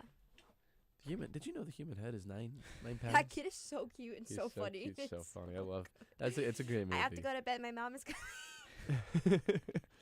Oh my god, that is awesome. What's your favorite one? Probably Remember the Titans. I don't know. I just feel like it's so like classic. Yeah. But it's like, it's hard not to say the Sandlot too, because like I grew up. Yeah. That's something you It's grow so up good. watching. It's actually really funny. So I went to Cooperstown when I was, God, what year was that? It was probably it was 20, whatever year Pudge got inducted. I went there. It wasn't during the induction, but we took a family trip up there. And my little brother, youngest brother, he was probably like 7 or 8 at the time. Ended up getting a shirt that it had "You're Killing Me, Smalls" on it, and it had a picture of like the catcher, his face on it, and he would wear it all the time. And then eventually he outgrew it, and then I was up in Cooperstown this last summer for the induction. And I was like, it'd be so funny. I was like, his birthday was like literally coming up whenever I would be home. I was like, it'd be so funny. So I texted my mom, like, what size shirt is he? And she goes, he's whatever size. And I brought it home, and it was the same exact shirt. You're Killing Me, Smalls, with the kid's face on it. That's so cute. That's cool. My friend has a similar one. I think he brought it in, or like he everyone was has wearing it for like class one time, and our calc teacher was like, "Oh, you're killing me, Smalls." Like he said it. He called him out. That was his favorite movie for like a while. It's a great one. It is. It's That's classic. a good movie. Very classic. Benny the That's what Jet. I was trying to go with classic list. Like I don't think none of my movies were made like post 2000. I think. I was trying. Maybe Coach Carter. I was trying to go more classic as well, but then like Creed is post 2000. Wait, I don't know about. And then The Boys in the Boat was 2023. Like that one, I needed a variety pick in there. I had to. That's like F1 new. No, I had to go a Miracle little more was recent. 2004. Okay, like post 2010 was. When was Creed? Was Or- that was like 2017? like 2018, I feel 2017. like there needs to be more football movies for being like America sport. There aren't that many. There's so many like. There's so many baseball movies. That's actually, what it is. I was gonna say baseball. One I like that's a football movie. I don't know if you guys ever watched it. It came out 2020. Safety. No, I haven't seen it. It What was is about the Clemson safety Ray McElrathbey. and how he like. Oh, and like his little brother. Yeah, Famar. I've seen the clips of that on Yeah, TikTok. that I really. That's how I like watch some movies. I just watch the clips on TikTok. I really liked that movie. I don't know why. I just really liked it for some reason. It was rewatchable for me, but I didn't put it on the list because like it's not well known. Like it's fairly recent, but like it's a good movie. In the next 20 to 30 years, we need like a feature film Tom Brady biopic. I forgot about this one. The movie about Kurt Warner that came out. Oh, what was it, like 4 or 5 years ago? Yeah. American Underdog. Yeah, that's a good one. I've heard of that. It was a good movie. I I've went and seen saw it, it with my family. My mom really wanted to see that one too. I saw another one actually. This movie, it was in Spanish class. I was watching it in Spanish, so a little bit different perspective for a movie that was fully in English and had English actors. But it was the guy from Draft Day. What was Kevin? Kevin Costner. Yeah, it was McFarland, and it was like about a racing team, and like how he was like Oh, he was a yeah, football he was coach, it was a and he got fired, and he went down to McFarland, and then he coached this team down in Mexico, and they ended up like winning a racing title or something like not racing but track. I saw that on like, I kid you not, number 101 on the list. Like that's where I stopped, was on McFarland because it reminded me of the of Draft Boys in the Boat. Oh, no, Boys in the and Boat. I was like, oh my god, like I feel like I've seen something similar. I was like, oh wait, which one is the Crew one? I was like, bang. There was I saw another boxing movie. Obviously, I was taking Rocky as my boxing movie, but Raging Bull. Yeah, it's also Southpaw. That's one, right? Yeah. Oh, Southpaw's good Southpaw's too. good. Southpaw's good. I've actually never seen it, but I've heard great things about it. I've seen it once and it was a while ago. I need to rewatch it. I've been like in my movie rewatching phase, like just trying to. It's crazy when you like really think about it, like how many sports movies there actually are. Yeah. But like also at the same time, there's not that many. In the sense of like. But it's like you think of like. There like should be more. But like when I say that, I think like this way. Like you think of like baseball movies, and there's like. There's a lot of. There's like probably 8 movies that are like, oh, you have to see, you have to watch this. Where it's like if you haven't seen those 8 movies, like you're like, what are you doing? Football and basketball need some more attention. Like there's some hockey ones out there. But I Mighty Ducks was the one I was gonna give you actually. I was thinking of that. I had that on my I had that on my thing. I also had like Space Jam, but just because I wanted like Did I take a basketball? That's like I wanted as such a big basketball fan. Like I wanted. There's also like Hoosiers. That's a good basketball one. What, Coach Carter? Hoosiers. Oh, Hoosiers. I thought you said like, what was yours? Hoosier.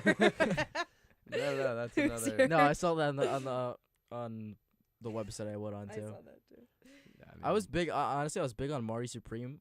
Like as a movie, as a sports movie, it was all right. Kind of just because like they didn't play ping pong a lot, like because the beginning. There wasn't enough sports in it. Yeah, but I liked like the sports movie. I mean, he went from like cocky to like ended up showing sportsmanship at the end. That's what I kind of liked about the sports part. But besides that, I thought it was still a really good movie though. That's sort of like Jerry Maguire. It's like, is it really a sports movie or is it like a rom-com? But I love that movie. That one was more sports than Marty Supreme. Yeah. Why did I just blank? I'm just not a big movies person in general. Love a documentary. I've seen every sports documentary.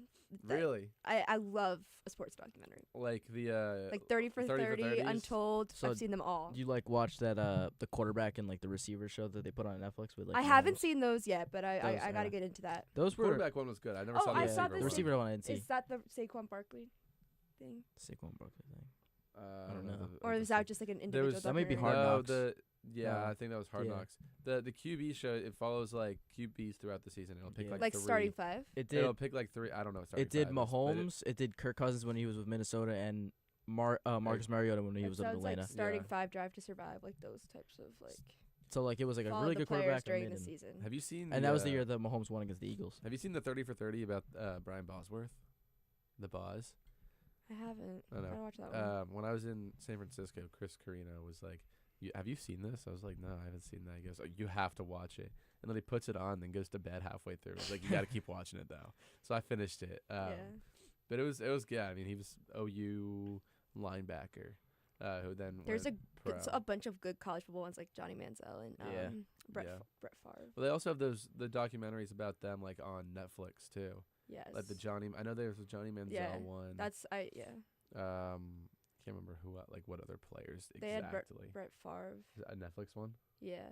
Huh. But if you starting 5 is they follow it's 2 seasons and they follow 5 NBA superstars. The first season was What's it on? Netflix. First season was LeBron James, Jayson Tatum, Edwards.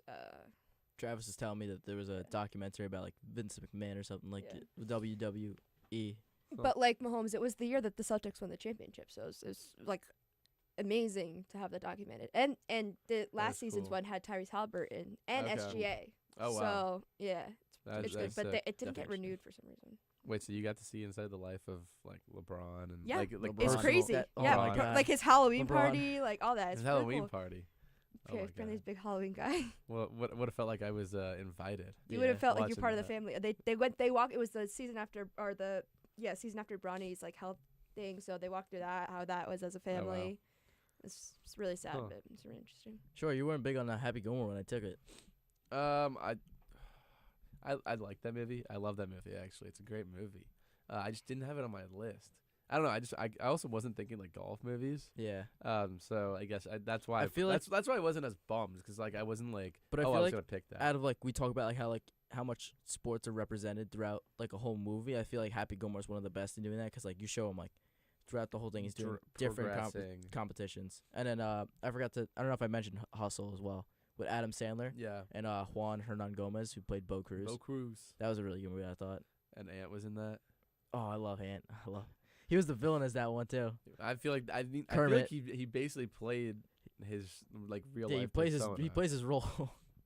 He basically played his real life persona. That was fun to see. I mean, I like Ant. Yeah, I think he's one of my favorite players in the NBA. Actually, I was considering buying like a jersey of his because my name is Anthony. Yeah. So like, I don't know why I said like I slowed it down like. But like Ant-Man, you know. Yeah. Like that's my guy. That is your guy. Yeah. He's fun to use on 2K. I Was don't know why I'm I have him on 2K too, actually. Yeah, he's like I love using that type of build. And he's just like a Because he's he's just got like like a player the friendly guy. dunking and just like he is like a fun. I don't know. I'm on 2K. I dunk a lot. What so. like what really convinced me was that I had to get a jersey. It's like a ridiculous. Was the video I was talking about when they went up to him like, "Oh, Jimmy Butler, Jimmy Butler, Jimmy Butler." And he played along with it. Yeah. Yeah, that's awesome. He's so funny. He's so funny. He is. And he's like such a talent. Especially like after they beat the Lakers in the playoffs last year, like he was like going just out doesn't care. around. Yeah. He was like yelling around the city. And I think when he lost too, he did like the who they lose to last year? OKC. OKC. He's like OKC in 5. Like after the whole like Lakers in 5 thing, he's like OKC in 5. Like and he did like the rhyming just so thing. obnoxiously cocky that it's just like so funny because he's doing it on purpose. Are you kidding? I'm the truth. Yeah. Yeah. I'm the truth. Yeah, to Obama, he's like. Yeah, to Obama is actually nuts. Are you kidding me? I'm the truth. Guys, that is gonna be all from us here today. Unfortunately, on today's edition of 1-on-1. If you missed any of our segments from today's show, be sure to check out the WFUV Sports YouTube page. You'll find everything you're looking for there and more. Guys, what a pleasure it was today. The sports director of WFUV is Bobby Chaffardini. Our radio producer was Brogan DeSherdo. Our video producer was Brogan DeSherdo. Our radio producer was Travis Hayden. For Anthony Smith and Maggie Danahy, I'm Brendan Shorey saying thanks for tuning in. See y'all later. 1-on-1 is a production of WFUV Sports.